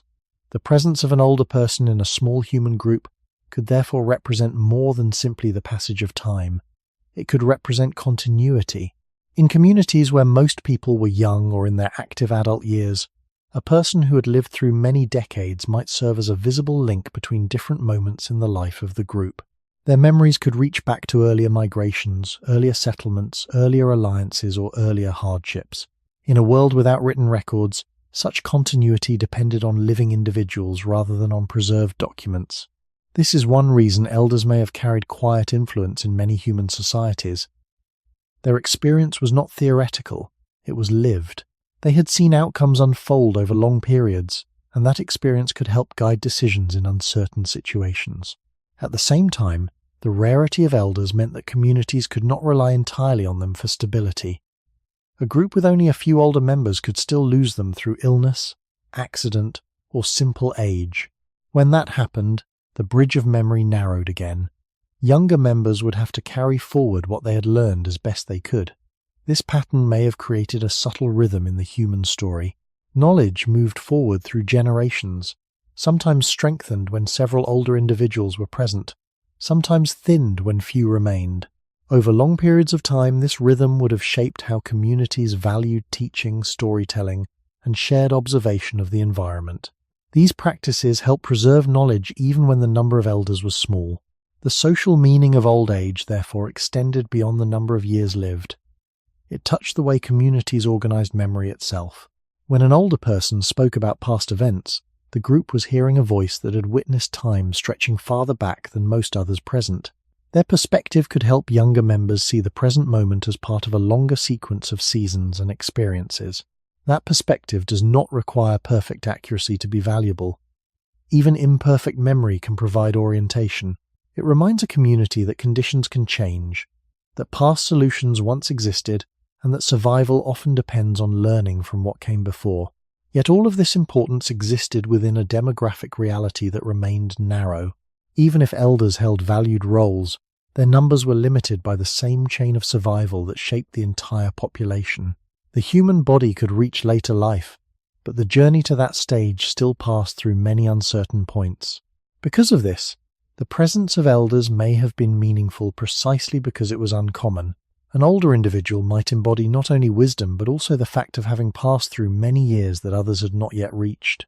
Their survival itself could become part of the story the community carried forward. This helps us understand the deeper balance within the title. Old age did not need to be abundant in order to matter. A few elders could influence the memory and identity of a group in powerful ways. At the same time, the demographic structure of most human populations remained youthful for a very long time. The importance of elders and the scarcity of elders could exist together without contradiction. One describes the role age played when it appeared. The other describes how rarely it appeared across the larger human landscape. And when we hold both truths at once, the human past becomes clearer. We begin to see a world where age carried meaning not because it was everywhere, but because it stood at the far end of a long and uncertain path that only some lives completed. When we look back across the human past, it can be tempting to imagine that old age itself somehow grew stronger over time, as though recent history created a new kind of human body. But that is not the most careful way to understand what changed. The deeper shift was not that human beings suddenly became capable of aging. It was that old age became easier to see. It became more visible because more people began to survive long enough, often enough, for later life to gather into the ordinary background of society. This distinction matters because it protects us from a misleading story. The modern world did not invent old age. It made old age common enough to feel normal. And once something becomes normal, it begins to hide its own history. We stop noticing how unusual it once was. We assume that if humans are a species capable of living for many decades, then human communities must always have looked like ours, with many older adults present at once. But a body's capacity and a population's appearance are not the same thing. The capacity was old, the visibility was new. This is the threshold we are crossing now in the story. Until this point, we have been looking at why old age remained relatively rare across so much of human history. Now, we begin to ask how that rarity slowly changed. The answer is not a single invention or one dramatic turning point. It is a long accumulation of smaller protections, each reducing the chance that life would be interrupted early. A child survives who might once have been lost. A mother survives childbirth. An injury heals instead of becoming fatal. A disease spreads less widely in a cleaner environment. Food becomes more stable across seasons. Water becomes safer. Shelter becomes more reliable. None of these changes creates old age by itself. But together, over time, they allow more human lives to continue toward it. And when enough lives continue toward it, age begins to accumulate. That accumulation is what transforms the social landscape. A rare elder becomes several elders. Several elders become a familiar generation. A familiar generation becomes something children grow up expecting to see. This change may be one of the quietest revolutions in human history. It alters not only how long people live, but what human life looks like from within. Once many older people are present at the same time, family life changes, memory changes, care changes, and the entire rhythm of generations becomes thicker. Grandparents stop being an occasional presence and become part of the ordinary structure of the home and community. The world begins to feel older, not in a tired sense, but in a layered one. More years remain alive at once. More personal history remains embodied in the population. This is why it is more accurate to say that old age became socially abundant, not biologically invented. The human body already held the long arc. What changed was the surrounding world's willingness, or ability, to let more bodies travel that arc together. The oldest part of the human design had always been there, waiting inside the species from its earliest beginnings in Africa. But for most of that time, too many lives were cut short for later life to become a broad public presence. Only gradually did that pattern begin to loosen. Only gradually did the far end of life become populated enough to change the visible shape of human society. So when we ask when old age became normal, we are really asking when survival became common enough for old age to stop looking exceptional. That is a very different question from when the human body first became capable of growing old. One belongs to biology. The other belongs to history. This growing visibility of old age did not arrive everywhere at once, and it did not move in a straight line. Human history rarely changes so neatly. Different regions, climates, food systems, and social structures created different conditions for survival, so the abundance of later life emerged unevenly across the world. In some places, improvements in food stability may have come earlier than improvements in sanitation. In others, communities may have developed stronger forms of local care without greatly reducing infectious disease. The result was not a sudden global entrance into a world of elders, but a slow widening of the path toward later life. What matters for the title is that this widening happened gradually enough that most of human history still belongs to the earlier condition, the one in which old age existed, but remained thinly distributed. To say that old age became more visible is therefore to describe a long historical process rather than a single breakthrough. The process began whenever enough barriers near the beginning and middle of life started to soften. If more infants survived, more children could grow into adults. If more adults survived injury, disease, and childbirth, more of them could continue into later decades. If seasonal food shortages became less severe or less frequent, the body could endure more consistently across time. If communities became better at caring for the weak, the sick, or the recovering, then a life that might once have ended could continue. Each of these changes seems small when viewed alone, but survival is built from such small changes. A population does not become old because one great event transforms it. It becomes old because many ordinary interruptions become slightly less final. Over generations, that difference accumulates. And once it accumulates, the visible structure of the population begins to change. More people remain alive at 40, 50, 60 and beyond. At first, the shift may be subtle. An older relative survives where none would have before. A household contains one more generation than usual. A child grows up knowing not only parents but grandparents as regular presences rather than rare exceptions. Then, slowly, what was once unusual becomes expected. This is how old age moves from the edge of social life toward the center of it. It does not happen because the body suddenly learns how to age. It happens because history gradually permits more bodies to stay alive long enough to show their age together. In that sense, visibility is not a superficial matter. It changes how a society understands time. When older adults become common, the living population carries more years inside it at once. More remembered decades coexist in the same village, household, or town. Family roles become more layered. Care begins to move in more than one direction at once, from parents to children, from adults to aging relatives, from grandparents back toward grandchildren. The social meaning of a generation changes because generations overlap more fully. This is one reason the modern world can make its own arrangement feel timeless. Once age is visible everywhere, it becomes difficult to imagine a human landscape without it. But for most of the human story, the accumulation was not yet broad enough to create that feeling. The world had age, but not in the density we now assume. That is why the change we are describing is so important. It marks the moment when later life stopped being mainly a distant possibility and began to become a common visual fact. Not an absolute guarantee, not an equal reality for all people, but a recognizable layer in the structure of everyday human life. The transformation was historical, not biological. It unfolded slowly, unevenly, and often silently. Yet once it advanced far enough, it altered the human scene so deeply that we came to mistake its result for the original condition of our species. As more human lives gradually extended into later decades, another quiet transformation began to unfold inside families and communities. The presence of older adults did not simply add more years to the population, it changed the way generations overlapped. For most of human history, the chain of life between birth and death often stretched across fewer living generations at the same time.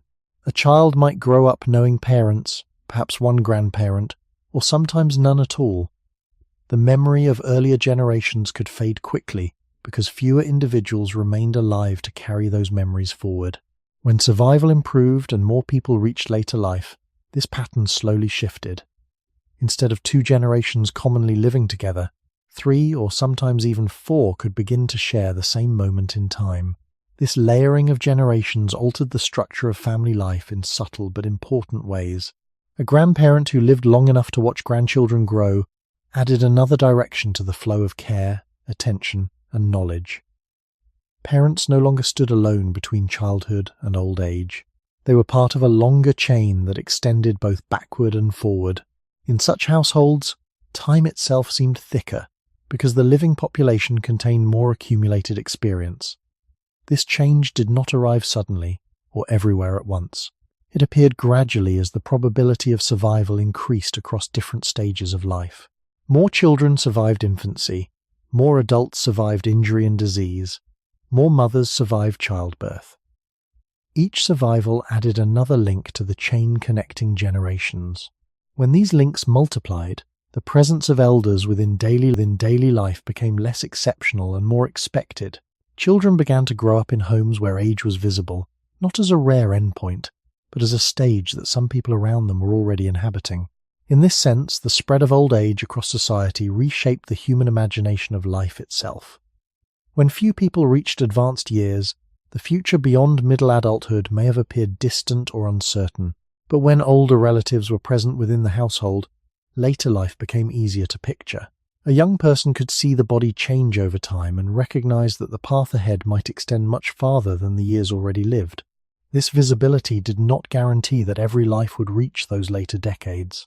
Many lives still ended earlier, as they always had, but the presence of elders altered expectations.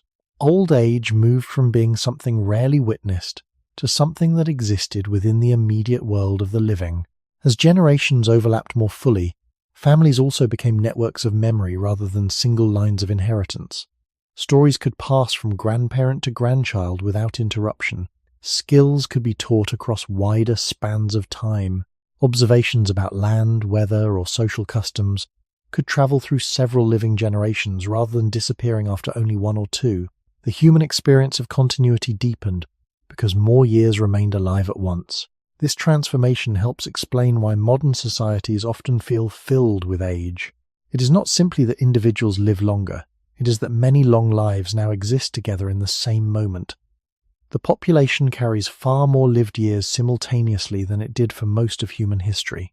When we look around today and see elders as familiar figures in families, neighborhoods, and communities, we are witnessing the visible result of that long historical shift. Old age did not appear suddenly. It accumulated slowly, generation by generation, until the human landscape itself began to look older. The world did not become older because of one invention, one ruler, or one sudden breakthrough. It became older through a long softening of the forces that had cut so many lives short. Among the most important changes were those that altered the ordinary conditions of daily survival rather than the dramatic moments people tend to remember. Cleaner water reduced some of the invisible dangers that once moved easily through a community. Better waste removal changed the relationship between people and disease. Safer food storage made certain kinds of scarcity less frequent. Roads, trade, and more organized systems of supply sometimes helped move grain and other resources across distance when local harvests failed. None of these changes made life safe in any perfect sense. But together they began to shift the balance between the human body and the human environment. For most of our species' history, beginning from its earliest origins in Africa, many lives were narrowed by conditions that today can seem ordinary to manage. A cut, a fever, a difficult birth, unsafe water, spoiled food, a harsh winter, a failed harvest, an untreated infection. These were not rare interruptions. They were built into the structure of life.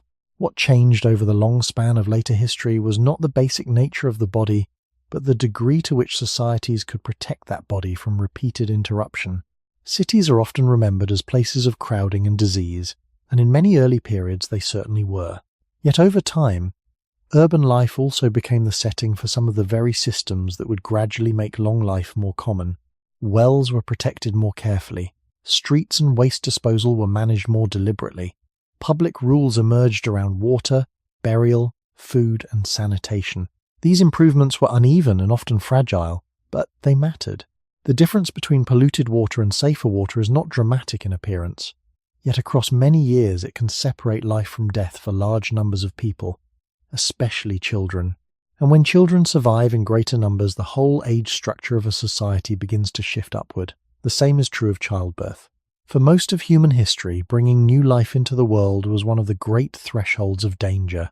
Even when communities surrounded birth with knowledge and care, the risk remained real. As forms of midwifery, practical experience, and eventually more organized medical attention improved, some of those risks began to lessen. Again, the effect was not instant and not equal everywhere. But each mother who survived, each child who survived with her, quietly changed the population. These changes are easy to overlook because they work by preventing absence. They do not announce themselves as loudly as war, migration, or kingship, yet they may have done more than almost anything else to create a world where elders became common. Medicine also played its role, though even here the story is gradual. Before modern antibiotics, vaccines, and surgery, healing was limited and uncertain. But over time, accumulated knowledge about wounds, fever, infection, diet, and the body itself slowly expanded what survival could look like. Some diseases that once killed or weakened large numbers of people became less destructive where public health and medical care improved. The result was not immortality, it was accumulation. More lives remained in motion for longer. More people crossed stages of life that once filtered them out. More of the body's original human potential was allowed to continue. This is why the history of old age is also a history of ordinary protections. Not only great discoveries, but cleaner streets, safer births, better water, more stable food, and the slow growth of institutions that reduced everyday risk. The world became older not all at once, but because human societies gradually learned how to let more bodies stay. As these ordinary protections slowly spread through parts of the human world, another transformation began to unfold that was quieter but equally important. Survival was no longer determined only by individual strength or luck in a single moment. It increasingly depended on systems built by communities. Roads, storage buildings, organized markets, and shared rules about water and food created environments where the risks of everyday life were distributed differently. Instead of each household facing every danger alone, people became part of larger networks that could sometimes absorb shocks that would once have ended a life. The early human story, stretching back to the species' beginnings in Africa, unfolded largely in small groups where survival depended heavily on immediate conditions. If food disappeared in one place, people moved. If illness spread, the group endured it with whatever knowledge it possessed. Over time, however, some societies began to build structures that buffered these uncertainties. Grain could be stored for later seasons. Water sources could be protected or redirected. Communities could pool labor to maintain wells, fields, or roads. Trade routes could connect regions with different resources, allowing shortages in one place to be eased by supplies from another. None of these systems eliminated hardship, but they changed its frequency and its reach. A failed harvest that once threatened an entire village might be softened if grain could arrive from somewhere else. A drought that once forced migration might be endured if stored food remained available. These adjustments did not create long life on their own, but they reduced the number of moments when survival depended entirely on chance. Over generations, that reduction allowed more people to remain alive across the middle decades of life. And once more people crossed those decades, the far end of life gradually filled with more individuals as well. Another shift occurred in the way communities responded to illness and injury. In earlier periods, a serious infection or wound could easily become fatal, especially when knowledge about treatment was limited. As practical experience accumulated, people began to recognize patterns in sickness and recovery. Certain herbs, practices of cleaning wounds, methods of isolating illness, and traditions of caregiving gradually improved the chances that someone might recover instead of dying. Even small improvements mattered. A wound that healed rather than becoming infected meant that one more life continued forward. A fever that subsided instead of spreading through a household meant that several lives continued forward. Each survival extended the chain of years within the population. Over time, these chains lengthened. What is striking about this transformation is that it often occurred without dramatic awareness. There was rarely a single moment when people could point to a clear boundary between a younger world and an older one. Instead, the change unfolded through countless ordinary decisions and adjustments repeated across many communities. Wells were cleaned more carefully. Food was stored more deliberately. Knowledge about illness passed from one generation to the next. Institutions slowly formed around the idea that protecting health and resources could benefit everyone. These habits accumulated gradually until the difference became visible. More people remained alive into their 40s and 50s. Some continued further. Elders who once appeared only occasionally began to appear more frequently within households and villages. The human landscape began to carry more years at once. In this way, the emergence of a world with more older people was not simply a biological development. It was also the result of social organization. Human beings did not merely survive longer as isolated individuals. They learned, slowly and imperfectly, how to build environments that allowed survival to extend further along the natural arc of the human body. When enough communities reached that point, the demographic pattern that had defined most of human history began to shift. The world that had long been dominated by youth began to contain visible layers of age. As these gradual protections accumulated, something deeper began to change in the human relationship with time itself. When most lives ended earlier, the rhythm of existence moved quickly from birth into maturity and then toward absence. The population renewed itself constantly because new generations replaced those who disappeared. Memory often traveled only short distances through living people before it had to be carried forward in stories or traditions. When more individuals began to survive into later decades, that rhythm slowed in a subtle way. Time did not pass more slowly, but more of it remained present inside the living population at once. This shift may sound abstract, yet it reshaped everyday life in ways that were quietly profound. A village or town that once contained mostly children and adults in their most active years began to include more individuals whose bodies had moved beyond that stage. These people were not simply older in number, they represented years that would once have been absent. Their presence stretched the visible timeline of the community. A child growing up in such an environment could see life continuing through many stages rather than ending abruptly after early adulthood or middle age. The idea of a long life became easier to imagine because examples of it were standing nearby. This visibility had consequences for how societies thought about responsibility and care. When few people reached old age, most attention flowed toward protecting children and supporting adults in their working years. As more individuals entered later life, communities gradually developed ways to include and support those years as well. Families adjusted their roles. Adult children sometimes found themselves caring for parents who had lived long enough to require assistance. Grandparents might help with childcare while younger adults worked. Knowledge and responsibility moved through the household in multiple directions rather than along a single line. These arrangements did not appear instantly or uniformly across the world. They evolved slowly wherever survival made later life more common. At the same time, the presence of elders influenced the emotional landscape of communities. Age made the passage of time more visible. When a person had watched many seasons pass, their body carried the marks of that passage. Wrinkles, slower movement, grey hair, and other physical changes became reminders that life moved forward through stages rather than ending suddenly. These signs created a living awareness of continuity between generations. Children could see that the adults around them were also moving toward those later stages. The cycle of life became something that unfolded in front of everyone, rather than something that existed mostly in memory. Yet even as this transformation progressed, it remained incomplete for long stretches of history. Many regions continued to face high risks from disease, famine, conflict, and environmental hardship.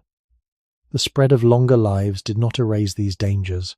Instead, it slowly shifted the balance between interruption and continuation. More lives reached later decades, but not all lives did. The human population still contained many younger individuals, yet it gradually gained more visible elders than it had known before. This balance marks the threshold we are approaching in the story. The long era in which old age was rare did not end in a single moment. It faded gradually as the protections of society, medicine, food, and environment accumulated. When enough of those protections existed together, the far end of life began to fill.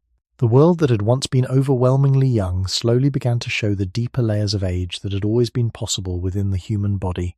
When a society begins to contain many elders at once, it does not simply look older, it becomes structurally different. The presence of older adults changes the way generations are arranged in everyday life. For most of human history, the living world around any child was likely much thinner in age than the one many children know today. There were always adults, always caregivers, always people carrying memory and skill. But when old age is rare, the upper edge of the population remains narrow. The number of people who have lived through many decades stays limited, and that limitation shapes the whole social atmosphere.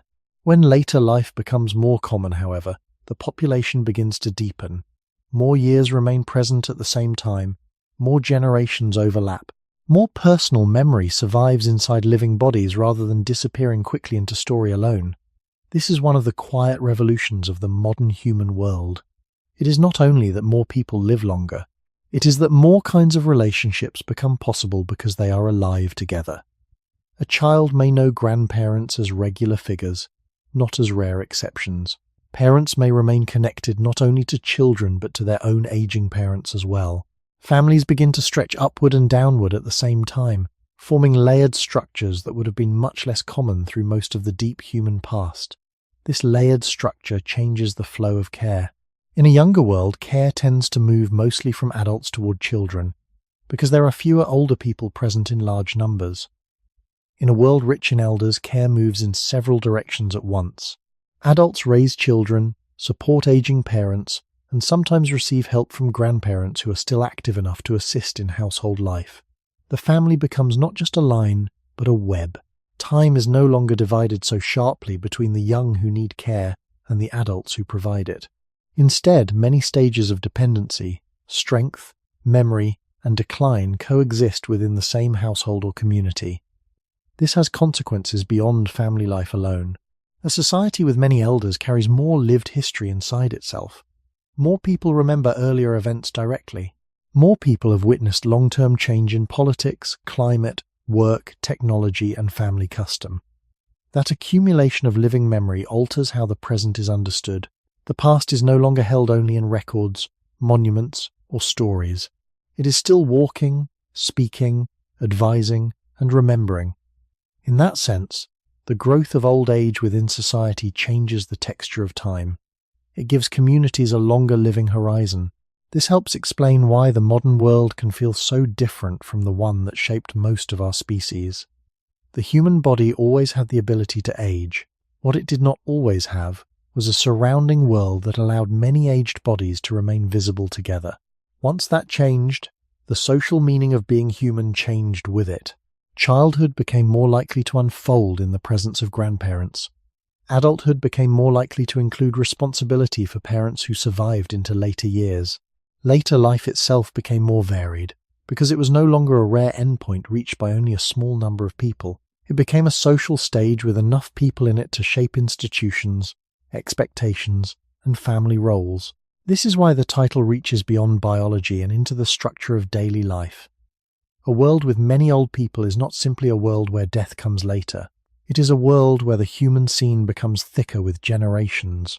And that thickening may be one of the newest ordinary things in the long story of our species. In a world where elders become common, the meaning of family stretches beyond the immediate tasks of raising children and sustaining daily life. Family begins to include a larger span of lived time.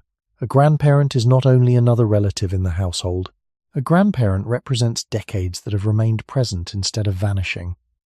The same is true of older neighbors, older workers, older members of a village or town. Their presence changes how people imagine the human journey, because later life is no longer something glimpsed only rarely at the edge of existence. It becomes part of the visible pattern of ordinary life. For most of human history, beginning from the earliest human communities in Africa and extending across the vast eras before modern survival systems, that pattern was much thinner. A child might still hear stories of older kin, might still know one or two individuals who had lived far into adulthood, but the regular presence of many elders at once seems to have been much less common. Once that began to change, the consequences reached far beyond lifespan alone. One of the first changes is emotional. When several generations live together at the same time, the future and the past both feel closer. Children see where life may be going because older bodies are already showing them. Adults see what has been carried forward because their parents or grandparents are still present within the family. Time stops feeling like a narrow bridge and begins to feel like a layered room. This also changes how people distribute attention and duty. In a younger demographic world, most collective energy flows toward the survival and growth of children and toward the active adults who maintain the group. In a world filled with more elders, attention begins to spread across a longer arc. Questions of care no longer concern only the beginning of life. They also concern its later stages. Families make room for slower movement, changing strength, and the needs of those who have already spent many decades alive. This does not necessarily make life easier, but it makes it more layered. The household becomes a place where different stages of the human body are present side by side. The unfinished body of the child, the capable body of the adult, the aging body of the elder. Together they create a fuller image of what a human life can be. In this sense, the modern world does not merely contain more old people. It contains more visible continuity between the stages of life. That continuity has become so familiar that many people mistake it for the timeless human condition. Yet if we look back carefully, it appears more like a recent social arrangement built on the slow success of survival. The accumulation of elders means that memory can sit in the room with the young. Advice can come from people who have passed through many forms of life already. Loss, care, dependence, and strength no longer belong to separate, isolated moments. They coexist. A society rich in elders therefore becomes richer not only in years, but in simultaneous human perspectives. That may be one of the deepest changes produced by the growth of old age. The human scene becomes less narrow, less compressed, and more layered with living time than it was for most of our species' long beginning. As this layered world becomes more familiar, it also changes the way a society understands what is normal. In a population where many people grow old, later life stops appearing as a distant exception and begins to feel like part of the expected map of existence. Children grow up assuming that some adults around them will one day become elderly. Adults begin to imagine their own futures, not only in terms of work, parenthood, or survival, but in terms of a longer life that may continue well beyond the years of raising children. The human story becomes stretched across more visible stages, and that stretching changes the emotional center of daily life. For most of our species' time, the visible human world was likely narrower than this. It contained children, adults, and some elders, but not the thick, ordinary presence of later life that many societies know today. Once elders become common, the shape of memory changes. A community no longer depends on a small number of older individuals to carry the longest remembered past. Instead, many people hold overlapping memories of earlier years. Several generations may remember the same event from different points in life. A drought, a migration, a war, a harvest failure, a new tool, a political shift, or a change in custom can live inside many minds at once. This creates a denser form of continuity. The past is not merely handed down in a fragile chain. It is distributed more widely through the living population. That wider distribution can make societies more stable in some ways, because memory no longer disappears so easily when one person dies. It can also make them more reflective, because more people have lived long enough to compare different times of life and different phases of the world around them. In this sense, a society with many elders is not simply a society with delayed death. It is a society with more living history. This also changes the meaning of dependence. In the younger demographic world that shaped most of human history, dependence was concentrated heavily at the beginning of life. The child needed care, while the adult provided it. In a world with many old people, dependence returns at the far end of life as well. Some elders remain strong and active for many years, while others gradually require assistance. This creates a new symmetry in the human scene. Care now surrounds both the beginning and the ending of life. Adults find themselves standing between these two forms of vulnerability, raising children while also supporting aging parents or older relatives. That position changes the social texture of adulthood itself.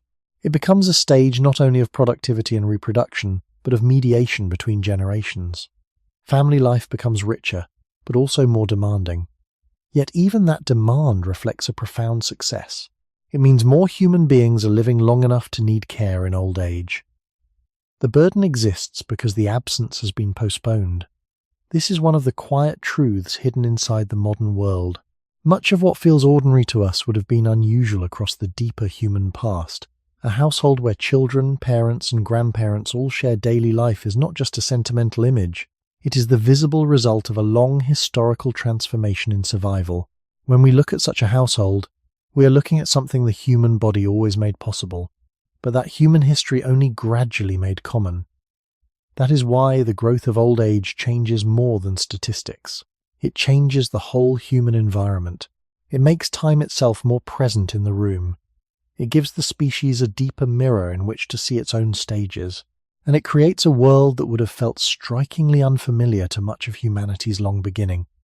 A world in which old people are no longer rare enough to stand at the edge of life, but numerous enough to become part of its everyday center.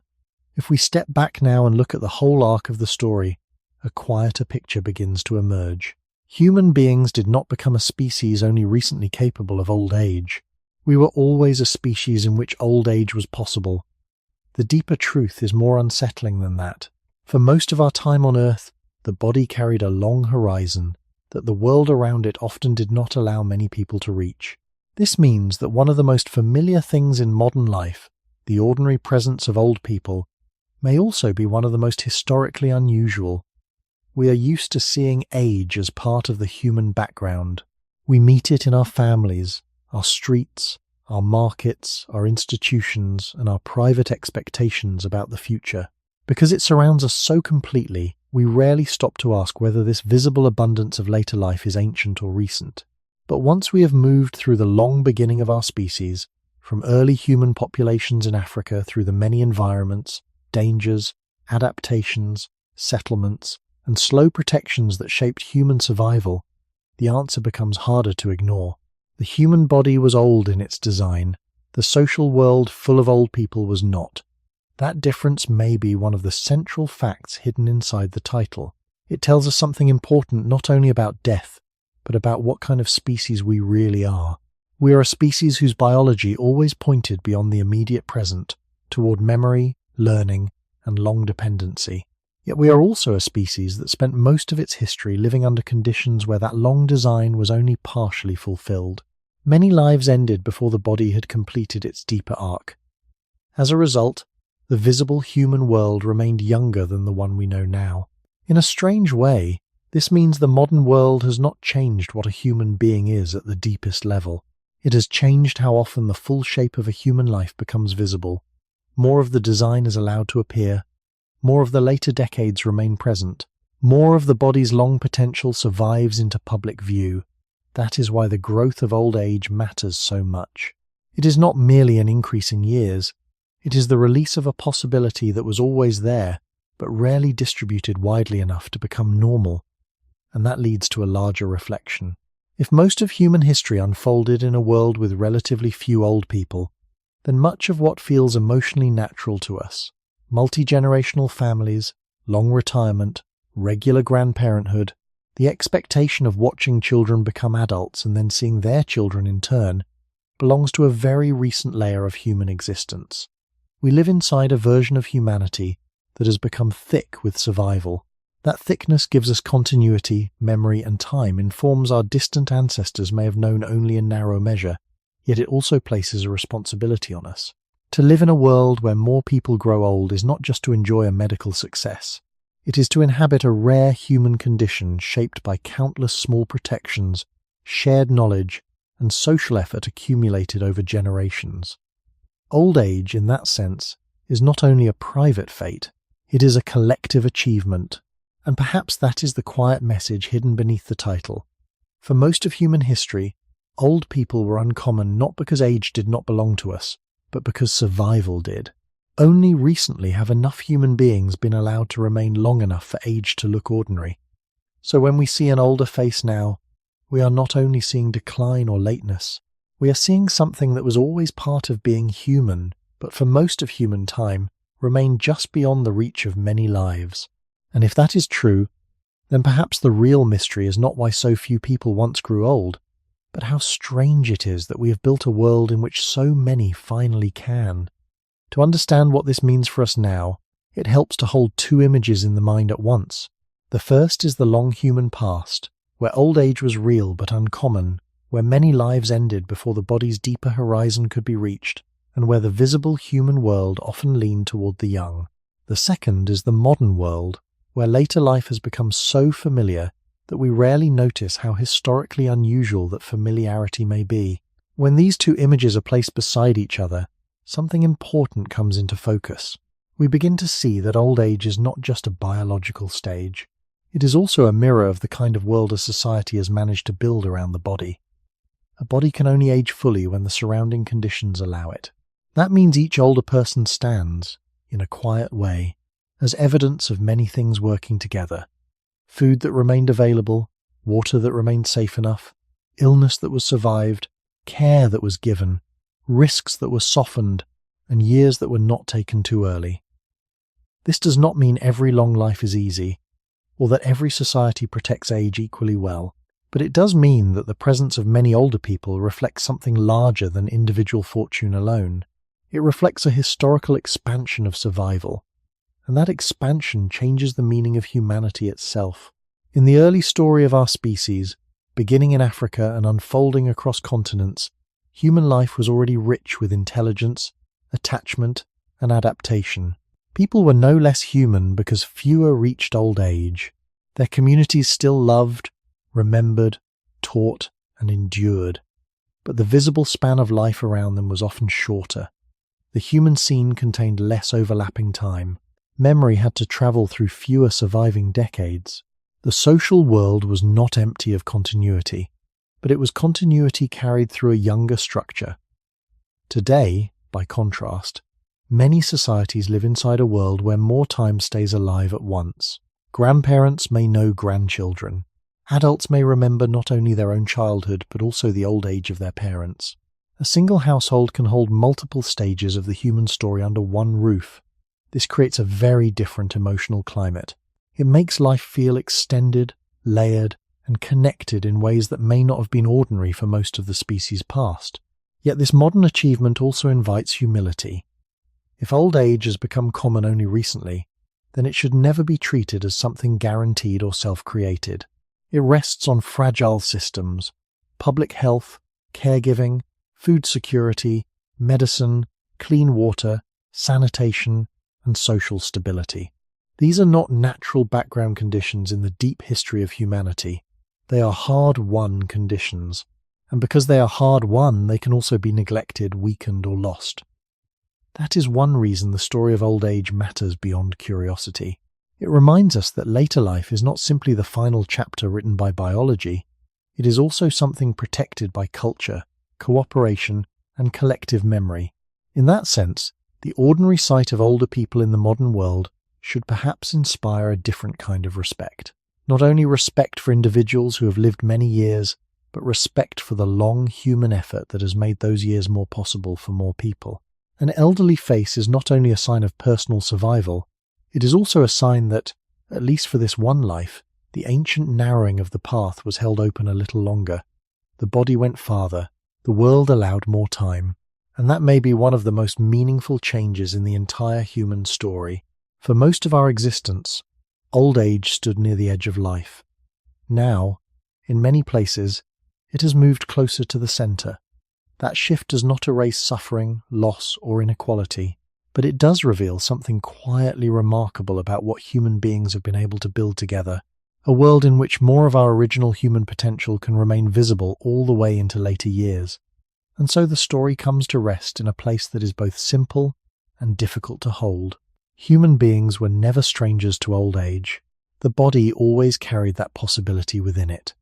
But for most of our long time on Earth, the world around the body allowed too few people to arrive there for old age to become an ordinary part of the human scene. That is why the past can feel so unfamiliar once we see it clearly. It was not a world without care, without wisdom, or without memory. It was a world in which life was more often interrupted before its furthest stages could gather into a visible generation. The result was a younger human landscape, not because age did not belong to us, but because survival so often failed to carry enough people that far. Only slowly, through countless small acts of protection, cooperation, learning, and collective organization, did that begin to change. Cleaner water, safer births, better food security, practical healing, public health, and more stable systems of care did not create a new species. They allowed more of the original human design to remain alive long enough to be seen. They allowed age to stop being so rare. And when age became common, the whole structure of human life changed with it. Families became deeper in time. Memory remained in the room longer. More generations overlapped. The ordinary human world became thicker with lived years than it had been for most of the story behind us. There is something quietly educational in this realization. It teaches us that many things we call natural are, in fact, historical. They are not false. They are simply recent. To see grandparents regularly, to expect parents to grow old, to imagine one's own life stretching far into later decades, these now feel like part of being human itself. In one sense, they are, but in another sense, they are the result of a rare human success. They depend on conditions that had to be built, protected, and passed on. That means old age is not only a personal stage of life, it is also evidence of a social world doing many things well enough, often quietly and imperfectly, to keep more people alive across the full arc of the body's potential. This should deepen, not flatten, our understanding of the past. Our ancestors were not lesser because fewer of them became old. They lived under harder balances between body and environment, and they carried humanity forward anyway. Their world formed the species. Ours has, in some places, begun to reveal more fully what that species was always capable of. If there is a message to carry from this long question, perhaps it is this. Later life should be understood not only as decline, but as accumulated survival, accumulated care, and accumulated human effort. To see an older person is to see time that was protected, injuries that did not end the story, illnesses that did not close it, and generations of knowledge that made longer life more possible than it once was. Old age is not merely what happens at the end. It is one of the clearest signs that a human world has learned, however unevenly, how to keep more of itself alive. And once we understand that, the familiar face of age begins to look different. It no longer appears as something that was always guaranteed. It appears as something precious, historical, and still fragile. For most of human history, old people stood near the far edge of what the world usually allowed. Today, many stand much closer to the center of life. But if that center was built slowly across time, through care, protection, and shared effort, what kind of human world will decide how far that living horizon extends next?